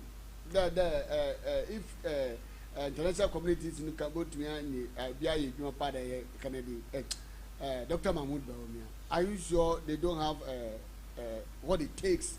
Say international communities, probably they might. They all have. You know, be a number 5 no be a war. Nanso, a bit I am futini, a be a day, a day beso. Sabi. But how do you determine that? No, Kalimusere Kosun on how about 4 pair among our casa on economics, one a coin, and a 2 friends, say coffee now more. I am a 4 air for African Union, or probably more casa on financial literacy in terms of digitalization, one a coin. They nominated Dr. Bawumia, even if you have presidents and their own ministers. It's Sabapa no globally no, ne outlook no at the most on global, ne temperament, ne kasai, not a reckless talker. No. We are talking about electable candidates. And the Udu a enkadokon, Udu when you want to, Udu a agoyasum, udu manson kwanta udu asen bofiedu asen asempa na ye ekura kitu bi obekọ ase bi an obi anim Dr. Bawumia it is a me kwa campaign in 2028 me person make us and I want to talk on track record. I will not it's so easy for me to say Bawumia because obi anim no e ko bi wo kokwetu mi e fa ne nkoria ya ko no papa bi olumai agwagwa no ya ko ne dem empampo no other phone team okura aye young phone o se papa enye Bawumia ya kakana no me bia meti memba say ni miska ade se me fa car free nkodum eba aye kokwentumi na mafa kokwentumi car ma baaguna fedro and the osan Dr. Bawumia nti and the me di misika e wo hanom abla me ntu anamo and the Bawumia nti o kwa koje wasi ni okwa e musa ID card in the on kompo uti fie na scanner ba mobile money wallet Dr. Bawumia nti Dr. Bawumia de okay me ya kan say on be kan ina because ono ana obewini ana ono aso na wako ono so na vice president nti who say omo kasa ina omo kan ina no it is against the person without the party's interest. They should continue fighting Bawumia but whole Almighty Allah na me ya dom 2020 I have some letter be here. Letter okay. I don't know what I don't know if my producer will permit me to read that letter from Honorable Kennedy Japan. Okay, go read. I don't know. I want to listen to them if they can. Yeah. They will allow me. Yeah. Like I will do that. I don't know. Headline. Read the headline. I showed it. I gave you the phone. You couldn't see. Yeah. That is why I gave you the phone. Is that about the streaming of No. You am coming. What? I want to see the filing of nomination, of videos. Brian Champon, when Brian Champon went, Honorable Kennedy Japan, then Dr. Mahmoud Bawumia. So, Mumami Brian Champon, Abra, Oko na, Oko file the nomination. Honorable Kennedy Japan. Now,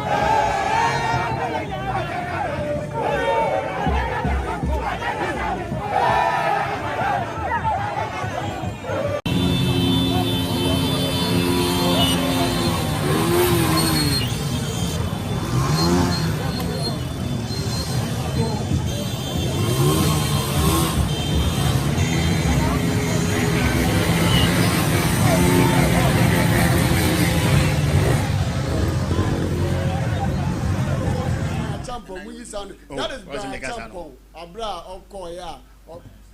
He said, well, man, until you say, oh, no, Mama Mubeti.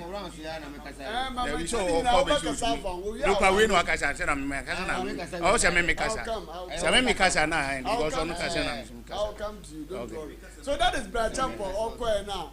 Or filing the nomination form. No. No, who is not just a nimpa na a dinner. Yeah, quick one, young corner. One jet, and I want to be here. You won't have to buy out.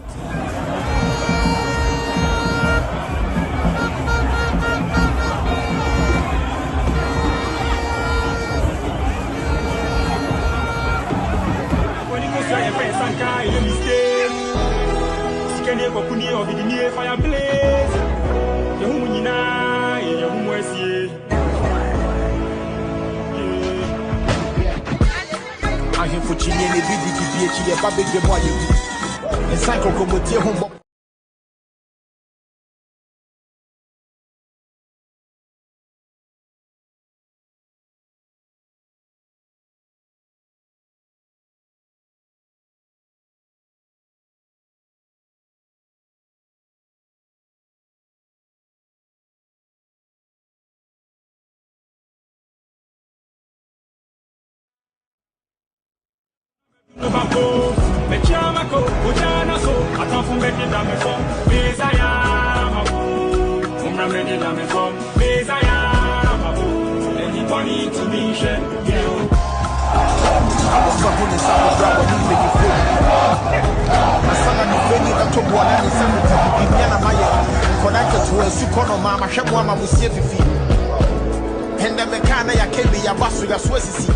So ya bema na ni osi be dwemu ese bema ni de na ma yemu amuta me ni saka mu kwanka me wu ama ye ye me ye bomo chichie friso mo be kasa de nche me wu a si de na sebe wo twan a wo ti fie ni be die chini na ma ye level na be du no ba go me chama ko o jana so atafo me de da me fo me ya ma from me de da me fo Honorable Kennedy Ohini e Japan ano so na dia no na ensewoni na ensew ka kire nimpa bo ekokodi nechi ekoko file no na enye ade a edefo.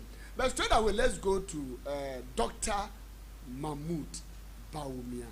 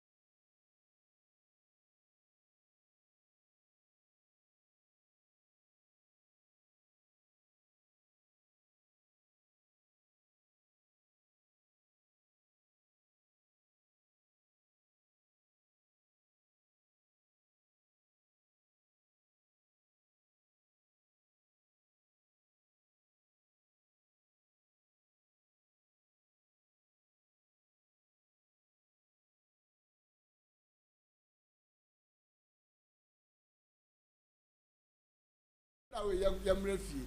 And the Osha about the weekend, the Osha filing of nomination na and Yasam Ketua. Nippet Chili. And it means that they are working. Aba? Who candidate? Yeah. Osha Nippana a dinner china. Does it tell you so winning, Anna? Your opening medasi. My question is no. You knew Casano Cassim miss me addresses our issue. Okay, then. Okay, BB to say, Mimini, Champon, Nipe, ya creative somewhere you be no creative scene be. But the all canon. Don't say me didn't kind Apple Jase say Casane by and Chai and Waka Yajatu. Na momuno de ode share ho ka asem ya me da pa se me ne twana ono o ebo bonkofo no ne ne ehwitim de o kan na nya nokore e bi nsi da because me ala omo ye omodwuma no kra me ma because e ba ma mba no because say okay me mla question na ansa na maba ne de no so o se me di ka say the whole Ghana MPP obi enim say Canada complete ko Japan na betumi awini promise and presidential. And the whole and I make actual as I make no. Obina. But you are making emphatic say the whole Ghana will be in himself. Yes. Unim that time now or money lose in his say. Nay or power ni say I was here the bow yamba. And ye then buy. Oh we know. I be know say the cause intimidation a cause aha. What to Ghana ha. O mini and say and yeah intimidation buy ya. Intimidation how? Yeah. Because Canada was intimidated. Yes, of 2023. Promise a coy. You know, we say, intimidation by ya, and Dr. Mahmoud and Congo, promise no and we na me di kaka me catch you say sa na tie dia we test me because zongo vote na ahemfa vote ba omia kromo nyina no promise no onya he onwini obi ehun so onwini pa wo ho a enka wo se de wo ka no ne ye gitum se aye no kore se zongo vote ne ni kromo nyina obetumi ewini general election. Look at DC. Into which I say intimidation by ya and get papa Canada complete Japan and call no president. Now unya mammy castle unmidentia me ba me penas empire. But unmidentia Emma now nina miguswa me vote to maken. Oh say 2023 na on mine say ye papa nanado on ye papa baumia amamuonu enkoyi na MPP for say ekoyi because ye na wo say ye kan ma amanfo to amanfo tu but still no oman no sense say enkoyi but ye hwa de all of sudden any papa baumia who free papa na now do echi say me dem ye mate nti mu fa city ane mame me wan na manfo ni complaining oh dey buy and ye nua some talk say ye mu bi ne yakoye campaign obi san question ne pa na che say na nya ko wotumi wo constituency no say obetumi aka kire obi say mo nto ma Dr. Mahmoud Bawumia the same thing year 2 about 2024 no Dr. Mahmoud Bawumia camp say Canada compare ko na ma olusu ye because of ninsem bi okai the same question will be say the same thing man for so kan say ne papa Canada compare ko o wotumi chen Dr. Bawumia nti e na wo say ye de ne ko this election and BBS go clear say the amount for can no correct. Ebiem yenwe kasa no onso ordinance mi se obi untumi onoma osu keshilenye. Yen hwade say Dr. Mahmoud Bawumia na nioma ototo 2024 na say so ni bia adenti na general election lose here. Amount for na nto ama. Owie no di se obi ye ko thank you to as some toes kind the same thing Dr. Mahmoud Bawumia kan you o say chama na aka 3 days near beto aba no nim say na do atufo wan ebi na o kan wa he oh enti ye won sem bi ho amamo kaka na ego against mola say ye di 2 minutes mo sa mun tumi nyɛ mo ka sem bi o say so nim say what to part to the chance am ka what you say me dia say pa me dia say but so no kasa ye kan chen so line na ma me twa adwene entina me say o say ye tie party dia say ye no kasa yan ka bi anchen so no so atini party because our party say apart from ye tie party yes net apart from Dr. Mahmoud Bawumia no say ye campaign mo obi a say ye tie party now who ye campaign ama Dr. Mahmoud Bawumia de wo won to party but the party ni kire wo say few people be among kasa mo kleti and Dr. Mahmoud Bawumia asem but majority no e pe Canada asem enti no so yen kan jam say mo muti mo party e say mo camp ne de anko amamo a obi ti ni party obi gu party no but ye ka say party no na mo e koso no eni nti na menu ye ka so de edubo ahen de e time hwe ma men ka asem tro edubo ahen no onye we need vice president edubo ahen time 92 we need vice president oba straight now onya 30% no and something percent no party ni tena se say ye pe obi obetumi age party no aba power enye obi o de party no be ko opposition ene ma ye papa ko for buy ye papa ko for buy ye hwe di esi first time omu ya no so no ye papa obetumi de akọ na omu to an so second time di ni si ye papa ekufu adom mlen so ye papa ekufu adom mlen so ye ne ye ni mu say enye no ma bi e touch ma nke ekufu first time then ekusi ye 49% 49 or 49% 0.77%. Masa opening we ye say ade o ya didn't ne ntumi mfa ne ma yes ato an so and ye call run of meboa very well that time straight in we win ye yamla ye papa Bawumia dey ne see 16 years and vice president 8 years in position ye call court ni ade na be ni na party ni tu anaka oye adwuma ma party no communicator also 16 years vice president. Yes, and Dr. Mahmoud Bawumia 8 years opposition and 8 years in power. Okay. What do I say? Okay.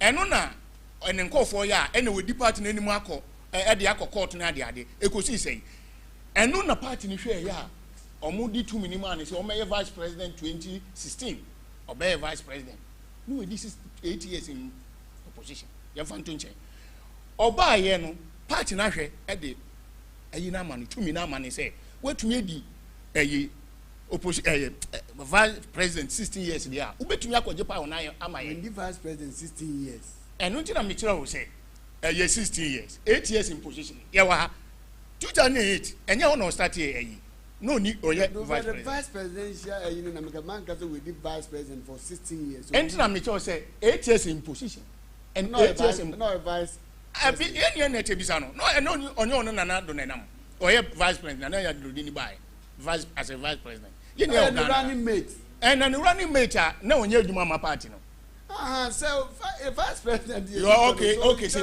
so running mate ni nyina no na o party no man opportunity ni say o on ton no very well when you say so what do I say yeah party no man opposition on ton no okay and o ton no ho no 8 years ay Sunday vice president no man very well edwuma be na oye enu nti na me pese me starting from 92 no ba no ebesikofo no onye vice president okufo new vice president but ni nyina na echi no ye di sa opportunity no ma Dr. Mahmoud Bawumia ni enimu say 2024 betumi akoje tumi na maye de na esi ye enti ubeka kire me say nipa we ya ton nti yan san fa namra ye ton no 2023 to 2024 no de na kwesi ye lusi ebi nsi da wo lusi yusu ye Dr. Mahmoud Bawumia amleso ebi nsi da ewe MPP ebi nsi da waka me nua some toss no to pa ono do onka say from Edubu ahemleso up to date no mumu say Dr. Mahmoud Bawumia awie no we no ye MPP for no ye TNDC ni bi enim ena obi a wa ha bia no so hwe say party no be dey e be ba power. But did you voted for Dr. Mahmoud Bawumia general election? Yeah. Me party ba me go to man. What I say the all candidate me we be some question dey okada me ma ho. What me sometimes am me say na me wa pan wo constituency nti nipa meka akire bia no obetumi ato aba against na bisa sometimes say edu general election no ni team of pie no ofre mum bia na bisa. That's why now we are campaign tia na then our for working. Oh, na say ye tie ono ye campaign tia me papa ye campaign tia me so me ye bitia no we say na dey neighbor the same thing me so me ye campaign tia o mas o gasa ma me the tie say no yeah say ye woman na obi aton candidate say obetumi enti say two general election wie na obi obenwini bia ye nyina ye dey ye di nechi but say o ka kire me say promise no me to me candidate enti no general election on frame me no we have a studio say me to abati awa o si dey hu say me to abati awa enu ntina me ka say the same thing na Dr. Mahmoud Bawumia so dey nam ene ne nkofo na omo dey nam say candidate na ne kasa ebi ne ne ye bi ntina ma ye lose general election. It's not true.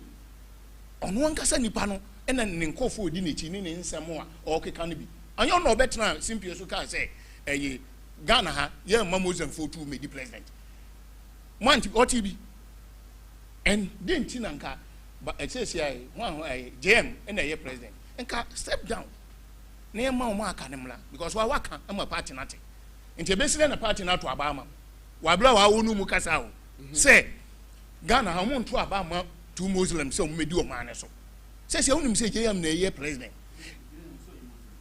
ono na numa say na ye prime minister na ono aka yi okay say not now say Muslim or whatever ono na numa asem no eno waka say JM so na ye edi president nti say de Bawumia ba na party no mo pese etino opposition na say mo pese ye dey oh how because of Bawumia numa asem o kan ye nti na me kan we what I say o say two nordness no entumi ndi president of Ghana MPP mpenifo kan okra enka ye gina Dr. Mahmoud Bawumia asem yi so a enka wo say ye ne kasa no step down na emomu no ye penipa ye de ne be kwa obetumi age power na ye dey amaye midinka me better midinka can say Okay. Enya a promise na epo. Enya candidate na epo. Na mum ye pe president a obetumi age power no e de amaye ye pe candidate obetumi age power na de amaye. It is all ka say enkote party dia udi ba omi echi no wa kote party ana. And all say ba omi na je say mo committee say MPP ni ba omi anko na mo penti enya ba omi a enye committee say because na small ka say enkote party na say na opeso oka because ye nyina na ye adwuma no ye de amaye papa wo so ye adwuma de amawo de o wi ni wi a ye nyina yakodi nechi enti say mimi ni ne wonya adwen na so oka say me ngote me party a na opeso oka ne empenifo de me pese me kan na o man ne amanse nyina te say ya papa kan dia complain ko ja ko okay pe no betumi age power e de MPP not Baumia not Brane Champon nemu Kennedy a complain ko Japan ono no man no age natum party ni so age natum and omo a omo fu so we ne ye ha ne ye kwa ye bedidi ena omo fu say bia papa ni ntumi mba but yes say enye sadia ne ye hwe party no from 1992 party no abeko sam dia that issue there it doesn't even come in why okwa no won be ja ho ne mai ene de obi aka bi okay ene de obi aka bi enti no yeah obi aka bi enti no yes okay and that is the interest the selfish yes obi ase obi selfish interest enti no odi obi echi enti ne se oka maza oka se mambem oh yeah onu enti me di ba wie no yes yes yeah enti no me di ku wie no not the party no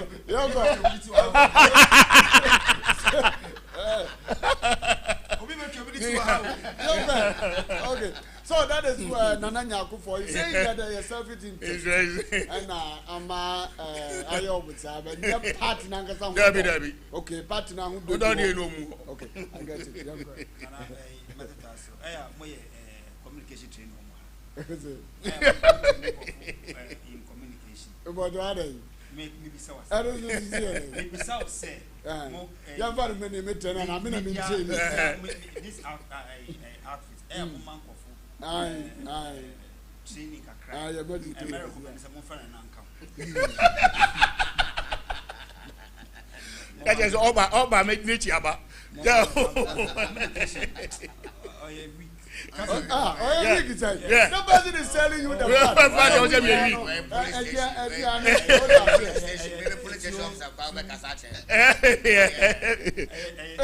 and you are downgrading the ball is in my court. But all the same, I want you to accept that fact. Yes. Tell them no can. But let me use 1 minute. Inflate what you say.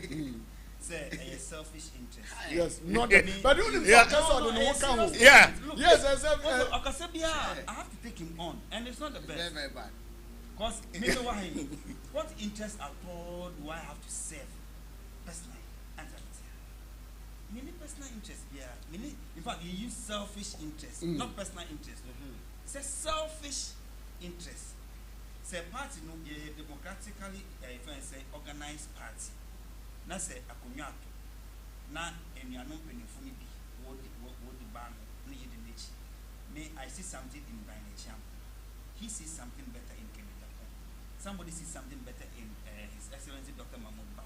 and other candidates. And you say that because of a selfish interest. It is understatement. Manka selfish interest. I say no. Una oka. you have to retract Una oka. Muslim. What you want, Yama? And I will say, because I had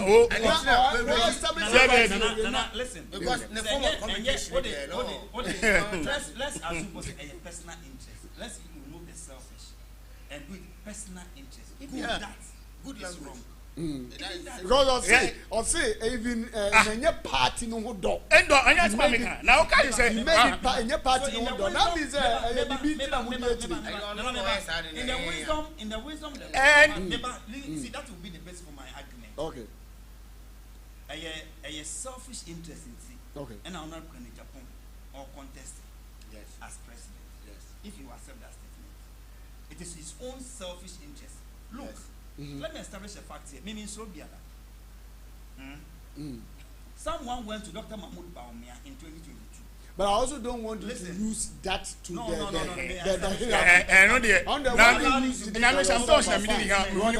because all better and Odi can say on any candidate anyway, that's why the issue is but very well. But yeah, where you Brian the Champions presidential party. Top of 40, they never respect more. Nana Smoka and Evan Tuncham, but Gassi Yokosia affect Addis. I want you to know. You understand?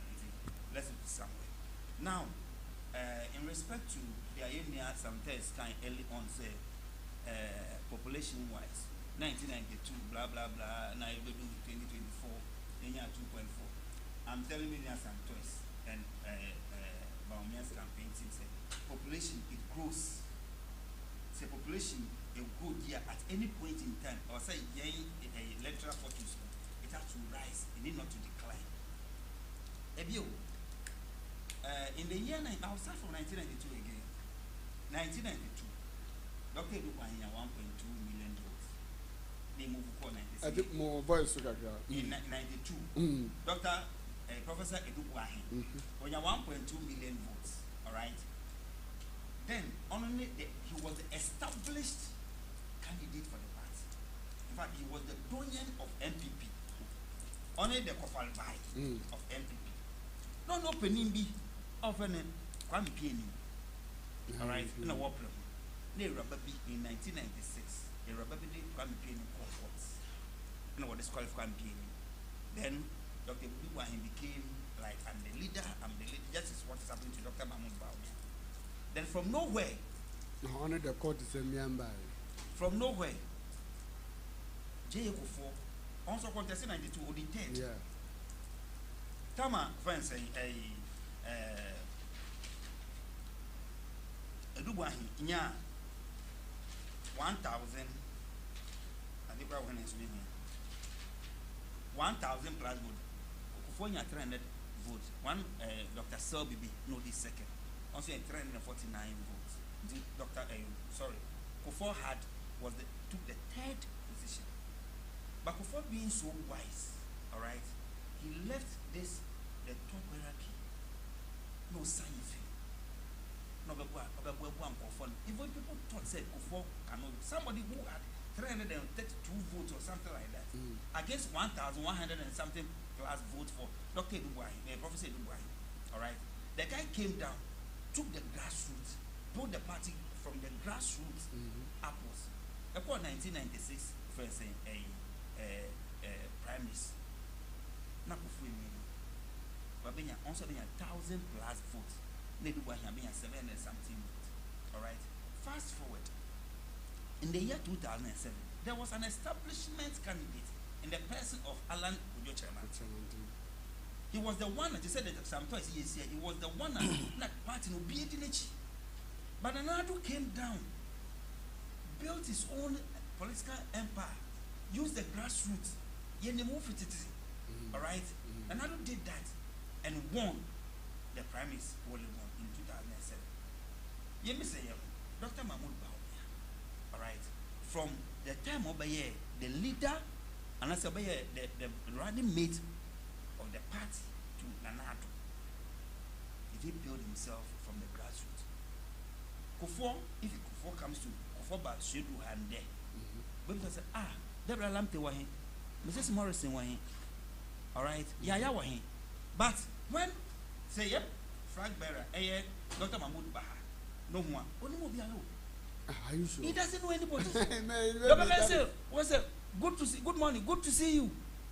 All right. Good morning. Good to. Also, he doesn't even know you.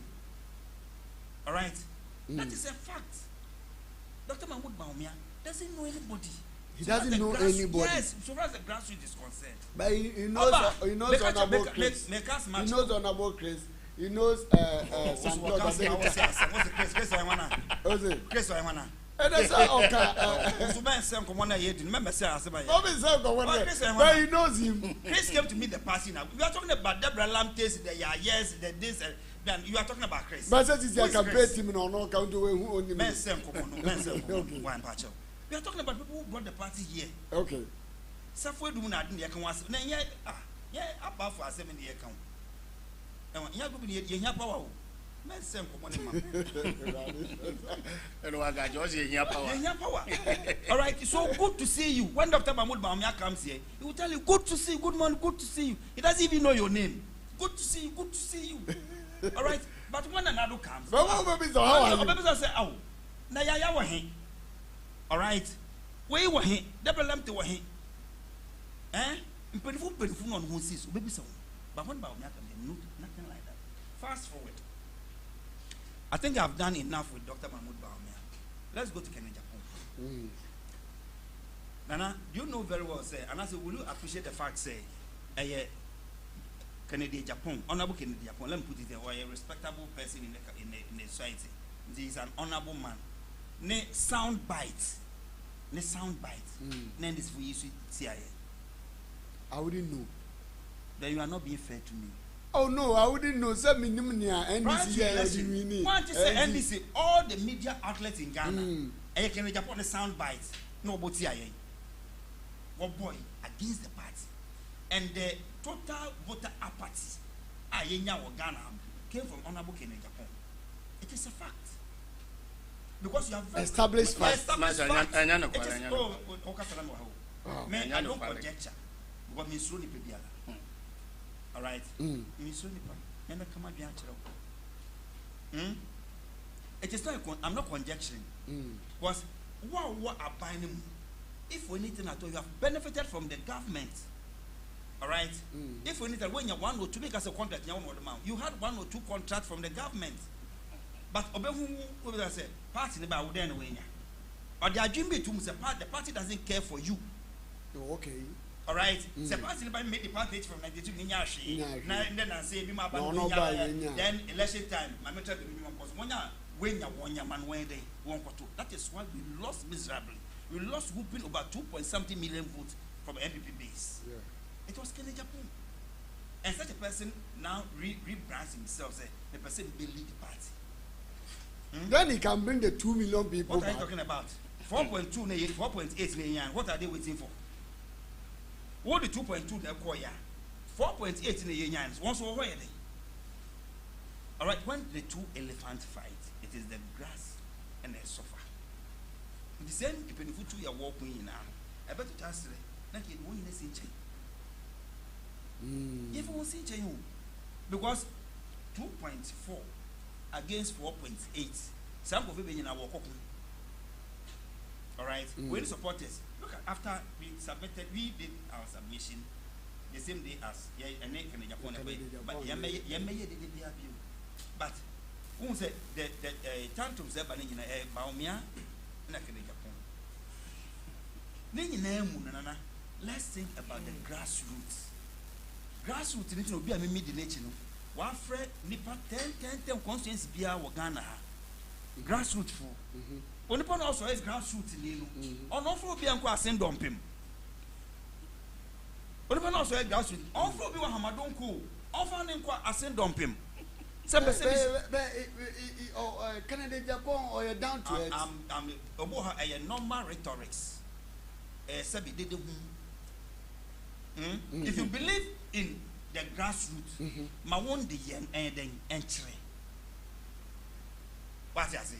Obi or no believe in grassroots. No. What for nipa 10 Ghana conscience bia. Say mombra meho. Na menemundi anobabai. Always when yamonka. Party no, and they are also said the onya woman. All right, you should share with him. Honor the true grassroots man. Okay. Yeah, was central region here. You were going to raise to here. One other Kennedy Japan, one friend walk was sent on him. Or a police station officer. Said the police station officer walk straight through. But some minimum is here. Why that? Why that? By a grassroots man. You better say, first, a center. Obi a police station officer be a Japan management mo ya na. And such a person tells you, I am a grassroots man. Me na me grassroots ni and me na me wo sika. When brand it is good Brian Champo is part of this campaign. Sa sika campaign you know me ya say me na me wo sika ya sika for ya kasa bo here so sa sound bite nya wait that. When we enter this election and this campaign, national campaign, what is Japan or makes a comment in because somebody has come who is richer than he is. Oh yes, I'm telling you on authority. Yes, that one is a fact. That one it's much richer than him. It's much richer than him. There are certain things outside. He's much richer than him. That rich campaign. But he doesn't talk. Yes. And then you said that Dr. Baumia is richer than all of them. No. Hey. You are also getting it wrong. Doc. You are getting it wrong. Wow. Yes. We are getting it wrong. Recently, things you are getting it wrong. I'm coming. Recently, Honorable Kennedy Japan, I think so command some donation you say party in 5 years. Is it 1 point something below something like that? 3.5. Oh, 3.55. 4 billion. 4 billion. Yeah. And you know how much Chambo gave? Doctor gave a huge sum of amount more than. But he didn't talk about it. Also, the rich campaign. No. Someone can rich now. It's like doctor. He doesn't talk. And you are taking my time. My main flow. Why? Let me flow. So when Banacha Bobaka campaign, Sammy Uska, na yen esika for kasa, na musu ehia for mo kebi. Se be Ghana esika for kwan wato aba. Maybe you hear in the back. Did he use yes.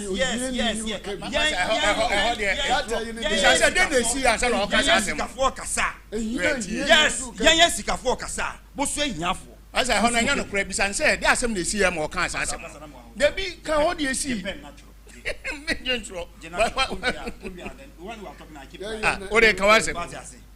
He's such a person.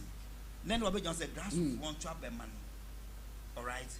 Na yesu sebe yakoto aba ama no ye was central region here election 2024 many as am toys ni yakọ a primaries in 2023 was a okay the aspect kan ne kofo wo bu yen ye wo bu yen ankasa wo we was an ho yen was to no so kan ho wo bro wo bitien they had 600 something votes we had 200 plus votes with Dr. Mahmoud Baumia. That time I was part of the team. Yako general election. Listen to the wickedness of a person who wants to become the president of Ghana. Aguna Wesiawo. Yama almost 700 votes. Wickedness underlined. Listen. Listen. I'm coming to explain. Wicked is not a you. It is wickedness. Yako general election. Maybe if you're small, remember. All right. Hello. What in there? A squad of member. Can the Japan come out 100 pieces of sewing machine? And I would say 100 bags of rice. We are community training. Then I account. He shared it among the various constituencies in Central Region. But a constituency that has given you 600 plus votes, you will have not even a piece of cutlass. Not the Baguna West as a campaign. Mebua obi also mebua no ombeka se solo dia kan oboa. Can the Japan didn't be 1 cedi to Central Region Aguna West ya, yen Central Region Aguna West ya.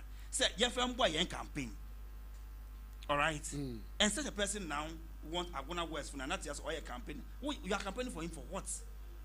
Somebody who neglected us. But during the general election.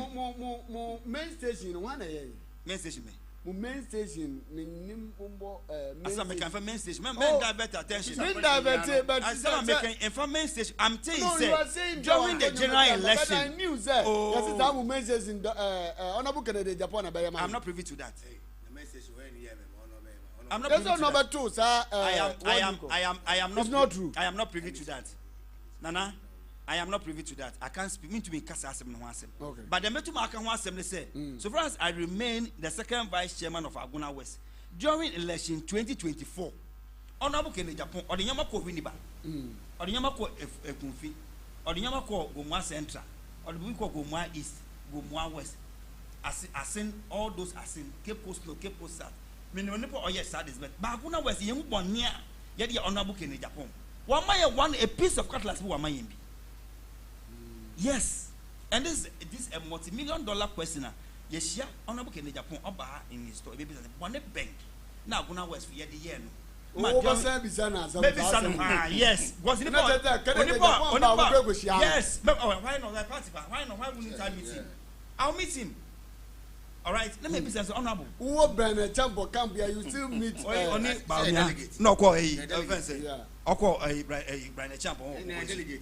When you call me, but the fact of the matter is, a wicked, total wickedness, total neglect of Aguna West. And Aguna West has to punish. And I'm making baby. Aguna West has to punish or accept to come on. Oh yes, that's the beauty of democracy. Yes, why not? Oh, accept it. Yes. Oh, Fred Brian Champ on the team now. Because there's one unique guy among the multitude that came. Me put the year you man say the man and I make a plan on the matter and then my party. Okay, that is a fact. Mama, Aguna was delegate. Yen and Yanko honorable Kennedy Japan said Bonnet Bay. Na yedi and Okome Sukuma Funyama, Obia man when Yama campaign inputs. Now Aguna West in Kwa Bonnet Ben Ye and Yankwa Mayimbi. And he shouldn't come here to come and canvass for votes. Okay. What do I know? See now the phone lines now to sooner good people of MPP and Ghana for Fred na of the almost over for Omani this and Abraham make us. How did you get some choices? A nickname. Because secondary school was in Panay, I send off. Now, what was the winner? Some choice. Who's also when you're digital man? So, what is with the winner?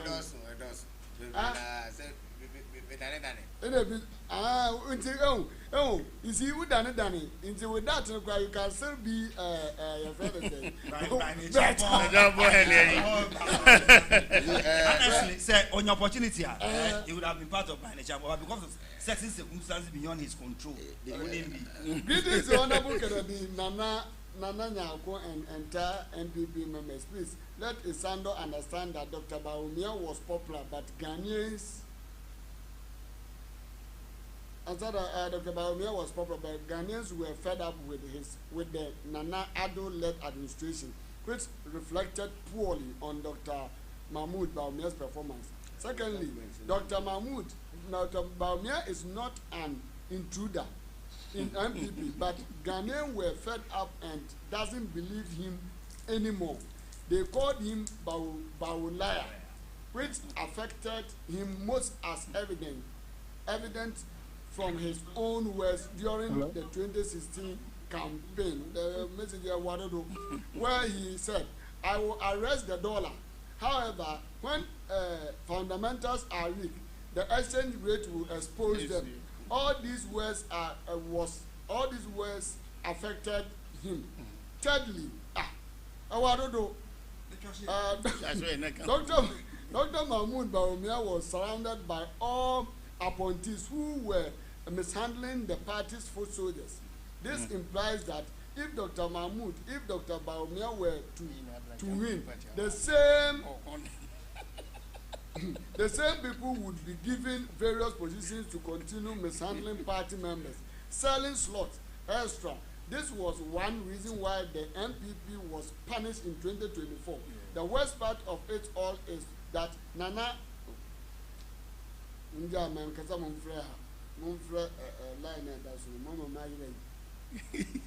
message no wow.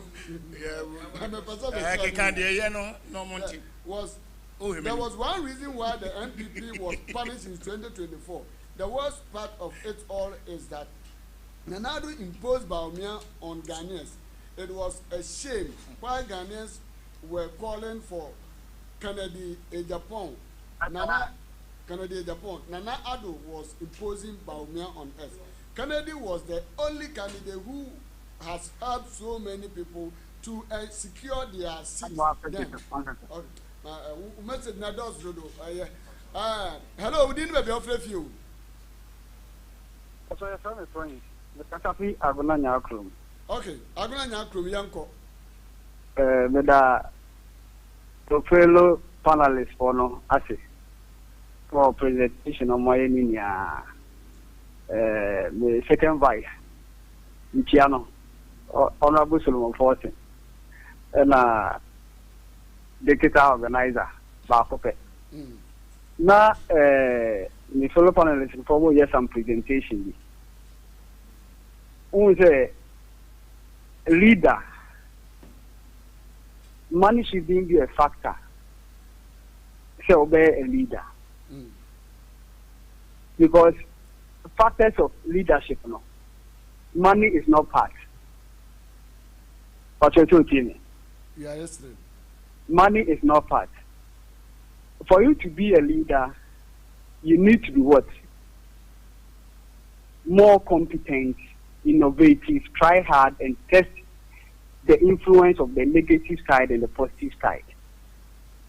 It is a leader now. Sika ebi wenim say one yes can India in here for and the two sides are Kennedy and Brian. Yeah, for one count. But say it's answer yeah a man not seventy. Now I'm a person maybe NPP any means no. Any day about the humble side. So the brown was it. Now we di nipa enim no kofa saa entumane fra. Okay, in TTM. But in the actual sense ne dey ahobrase na eni ho. Okay. We say so opportunity enti. No I den akofa saa ahobrase no. Fast forward no yanko the factors that also influence NPP lose in 2024. Now, the chairman can say, but Dr. Mahmoud Bawumia has the popularity. But no, I came out to win. Many no. I am Nana Madonko Edukrom. Any say, you're quite normal catcher and say, oh, my name is Edumusu Bobena. And an internal factor on one many on a quack campaign will break and I say, Union soon ponum. Okay. Ah, you knew say Ken.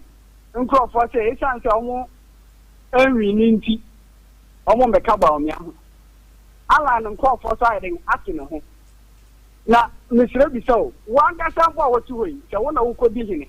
Now we're boosting our phone and watch him in 10 years. Or shall he nobody my age? Uncle ye, Medase, Uncle ye, Medase. A good work, Nana. Greetings to my boss, some toys.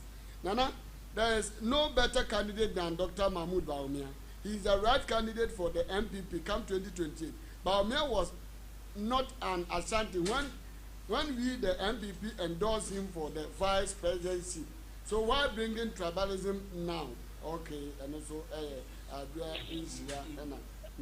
hello. Yeah, hello, we didn't maybe offer you. Yeah, as am I. I can't make some banam treat him. I don't cut the prepare to know the animal papa party. My party, which will be yes, must say, more you did more capacity.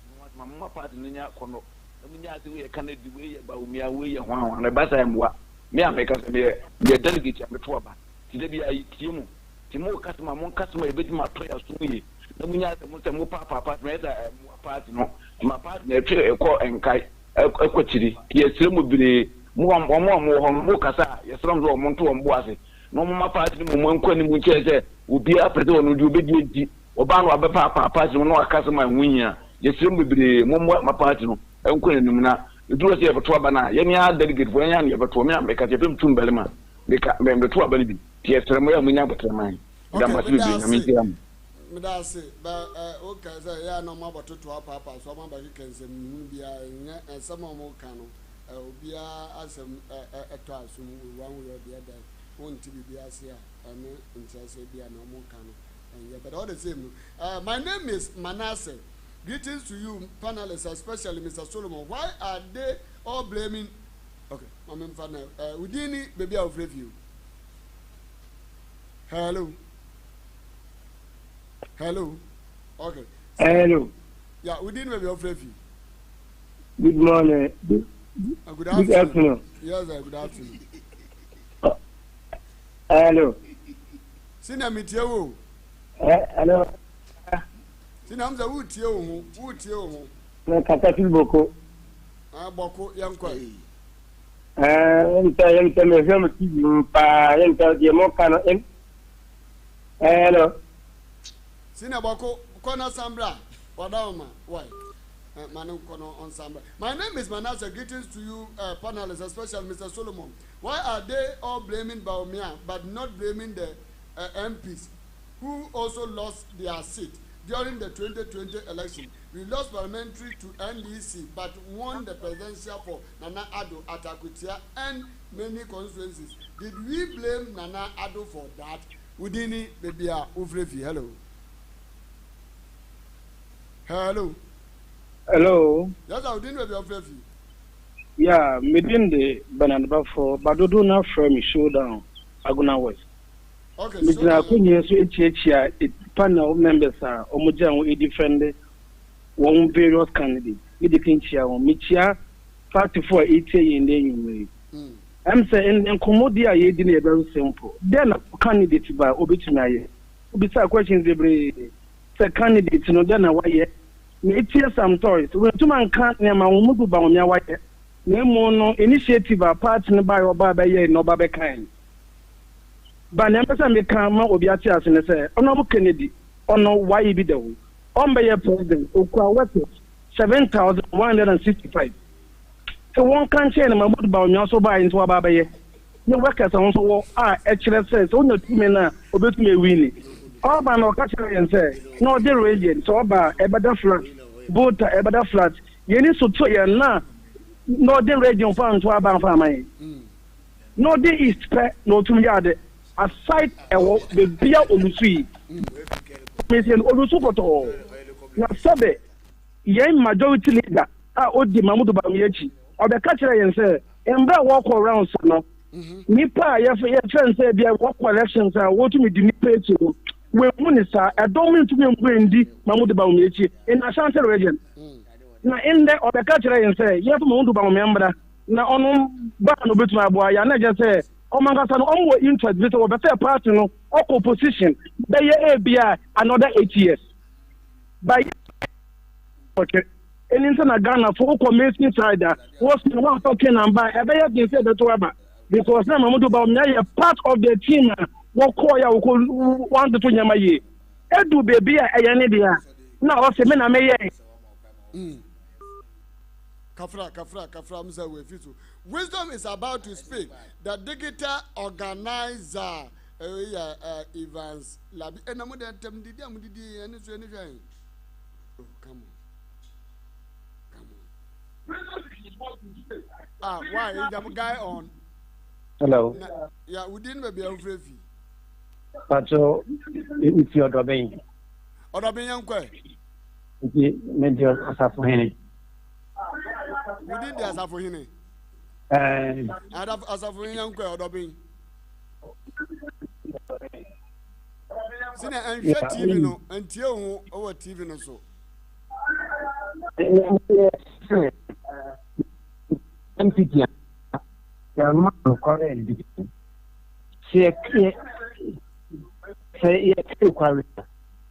Alan was the best after Anna. But no career engine, you know. Let's be a part by Basa. But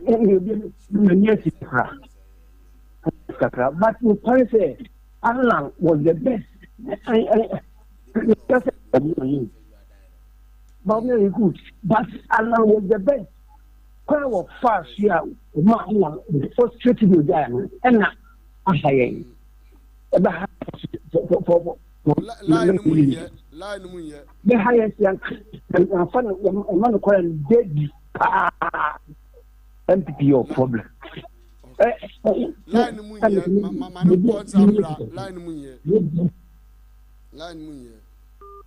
Where was Kennedy and Brian Champon when Bawumia was nominated and endorsed to be the vice? Dr. Bawumia is the next president of Ghana. If you can't beat us, join us. We didn't maybe have review. Hello. Hello. Yes, I didn't maybe have review. Frame Ebenezer, me kasafrin e Kumasi Nkawie. Okay, young girl. Miss MPP for no motive. Antenna election year cool. Ye to aba ayi the obedi party nanim. It win a quite better now. I want to say, oh, so pa, o candidate, I will decay at home.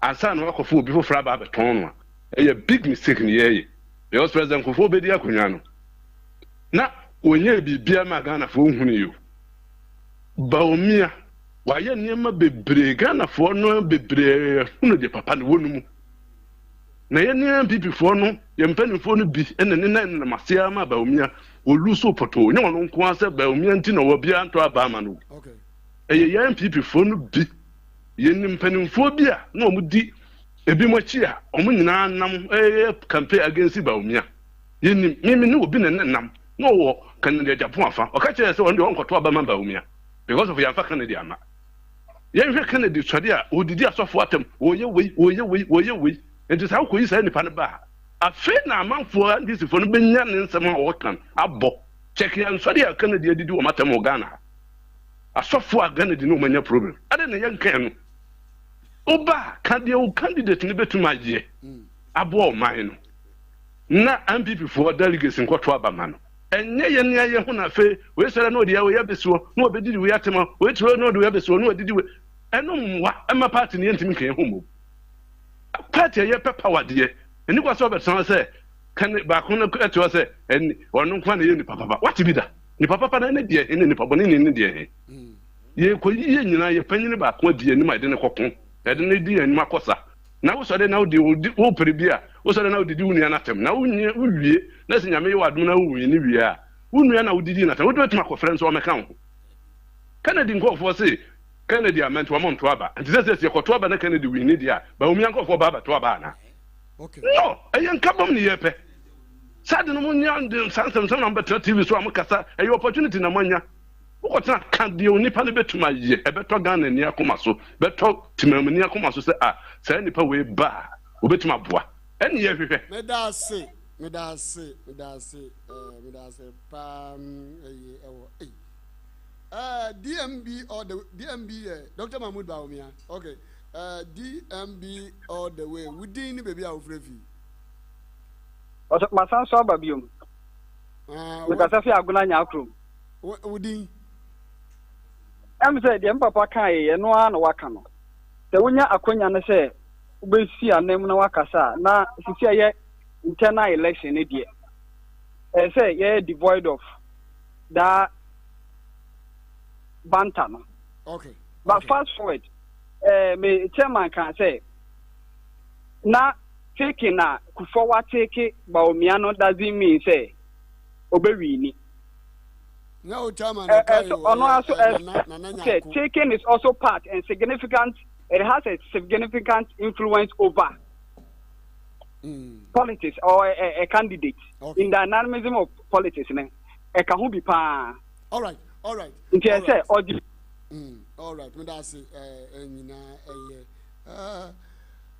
doctor, come on.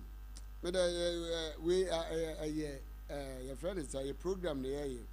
So ba na waka dia obetumi nimpa no obetumi aka medidi atam odidi atam we nyina eniwan mo amunya no MPP kuro ya o munyina MPP kuro ya within we be of refi me kasefi enka Thomas Mpasetia masi sina yayi my voice so kakra ana o se me kasefi Mpasetia okay yankwe Mpasetia yanko mpacho abana yebetu no yinim se mpenifu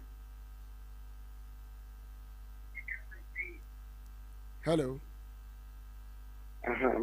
who's in pen fire then abana yebetu no yempenifu ni kwakwa kuyiwo but to me no me hu ni say ye de ma Bawumia Kennedy ankeye because Kennedy no no odwin mmabunu hu Kennedy no odwin mmabunu hu dinta man kasa anse ono no wabie nyuma a wafa nkrofo Bawumia no ombi adwuma bia ana tu ono wo ya doye Bawumia no aje se bi eje bia to ba bi na ebi nkrofo fm one of the bomb be se ba Kennedy so dia Kennedy ni dia ono no timi ko hospitals ni ada kan say baby kwa ya doye ama yehu nti se ka se bi abani make Bawumia mfaso dia maso emwa Kennedy media, you need to but we are not here no ban. What the meta? Who's a driver? Who's a package? Okay. Medasi, you poko no NC na. Okay. Sometimes 2 minutes and na me back before no. Hey, Blue Star ya ba. Mami ka say Blue Star Lotto. Blue Star Lotto. Jume de yedi nya Blue Star Lotto na afa ehon kan nyina na Blue Star Lotto ze obi baby say den omo na omo di POS machine e de aba sa POS machine ebo edwuma kwa bibia wo bia no wonam a wo de kɔ e se obotom eno anu say Lotto time drupe na wa bobɔ omo wo diamond omo wo diamond no 590 diamond no ye bɔ 3 4 pepepe no omo draw saa so na omo wo gold 590 gold and so enumere 9 na omo draw saa bere ya me no tren se me soro so pe Blue Star Lotto e ba bo draw omo lotto no na me catch us omo no omo 40% commission nti auto credit 100 Ghana ya mo 140 na wa wo dia ye dwuma omo tu bisa so more credit say sa credit de na wa so sa fe dim lotto no metua na instant payment na ade kra da sonko e wo Blue Star Lotto instant payment say we di lotto e wona na wa scan na won sa kan wusika wudi ya say yenye say ye di lotto na kobra ansa na wo won sa aka wusika wudi ya instantly na omudi wusika e de amount inti bomodi na woni Blue Star Lotto enye adwuma because adwumako yomo aba na ba omo ba ne do omo ba no muyanka sanga musika payment kwa na me de kumi no so me bomb person da kunu ndi bi me di bia mbebe yi a kire wo ha e ho na wonye di na kom kra machine bi wonye di na na ye de usika e de mo uma bibia ayekama bomodi na fresh 02016700695 02016700695 and on opinion down Mr. Hans with your pa Bruno Fita Mr. Hans we have a me boss bibia I believe that bibia e boko pa the bomodi na join the Blue Star Lotto na bibia no entumi enya kama ye bo 4 pe 590 diamond ba wa kwan so 9 o'clock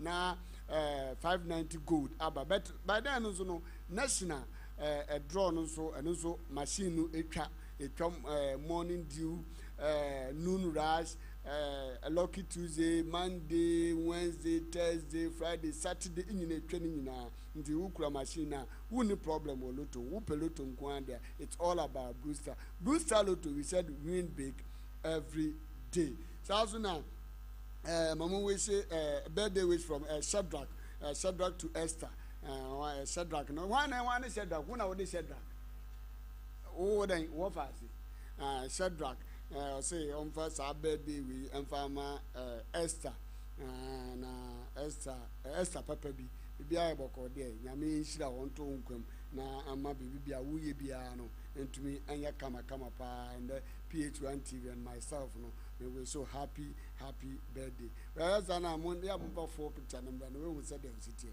mo da half bus na we said dem birthday girl again Esther when I been Esther onu ani ana Esther no Esther ni Esther no ni movie am fa de na mama me movie am fa de na mama am fa mama na on be yeduma ewa second 30 seconds Blue Star for but 30 seconds but chow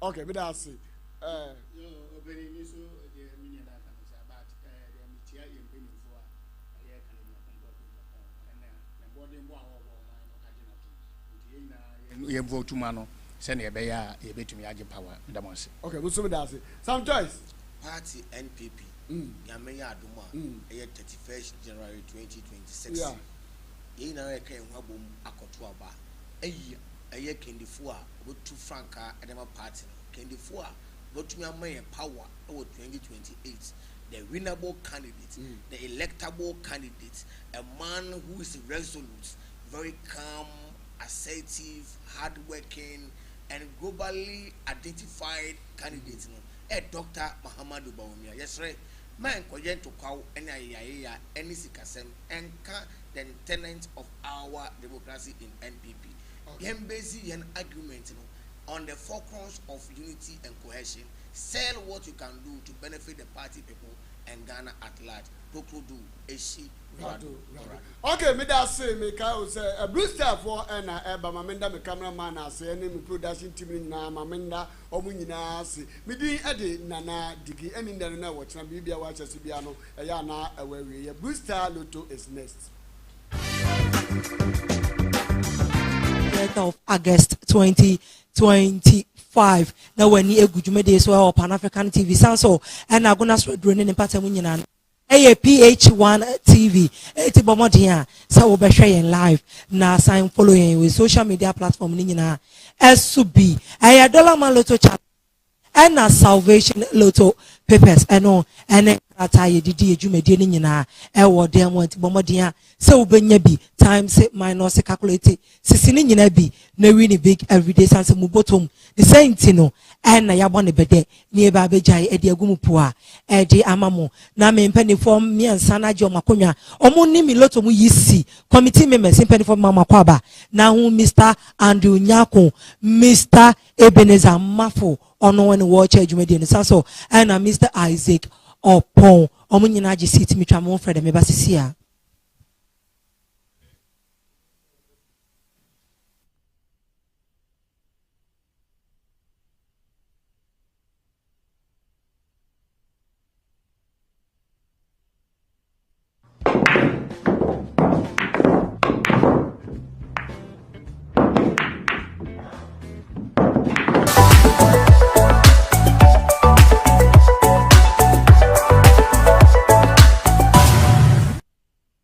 Samo bibi akwa baby ma de blue star treasure for 590 diamond me kon me catch say diam jeswa any mrekua na wo bottom enti na wie bia no me ba begina pa no na che say maja e de atum na ba bia aye de na ye beton sa da fe chief security officer Mr. Michael Abi so ba baby boss na ni so e de amayen na wo ba me ka wo say wunya 18 years I show hwe na agra ye di e wo dem wen wan fa ho Anji esanse gaming committee na na etia emra na ye besro ye mpeni fonsa ba ko bo something no the inspection aba be gukwemu opeja na beti ma ye kwan si etumi di edwumade na eto aso a na chese bibia awu eji amayen na awie eye Mr. Andrew Nyako ono and what the inspection na gu from fefefe eji amayen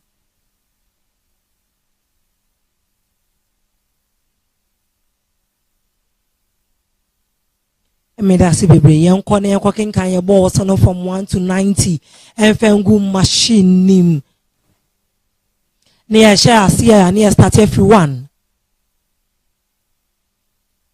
2 3 4 5 6 7 8 9 10 11 12 13 14 15 16 17 18 19 20 21 22 23 24 25 26 27 28 29 30 31 32 33 34 35 36 37 38 39 40 41 42 43 44, 45, 46, 47, 48, 49, 50, 51, 52, 53, 54, 55, 56, 57, 58, 59, 60, 61, 62, 63, 64, 65, 66, 67, 68, 69, 70, 71, 72, 73, 74, 75, 76, 77, 78, 79, 80, 81, 82, 83, 84, 85, 86, 87, 88, 89, and in 90 your boss and any your born bed akono from 1 to 90 eja add your good machine now we eyenkosia eni meku ni senti no me ya first volunteer say wo betene dia no na me de meku ne gum amana dibi me da se oba so no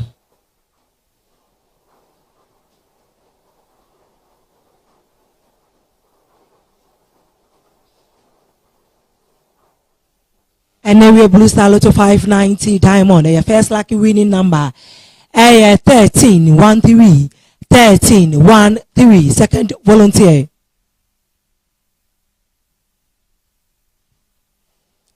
akpe efo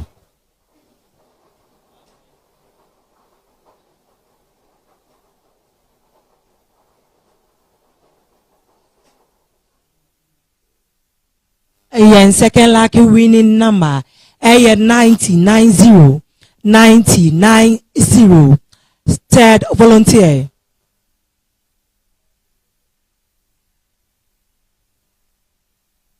thank you.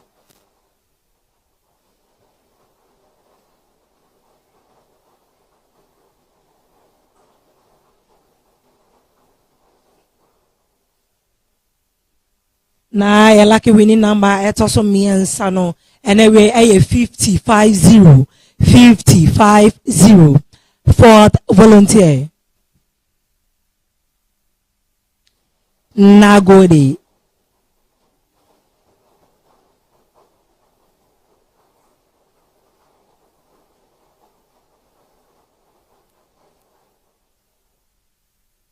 your fourth lucky winning number I am 1616 1616 your fifth and last volunteer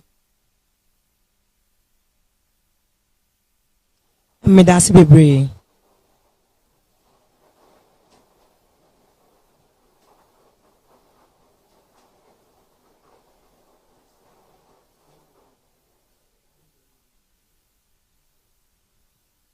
na ni ye di twa to no na enawi agro na awie no aye 26 26 26 26 enawi blue star lotto 590 diamond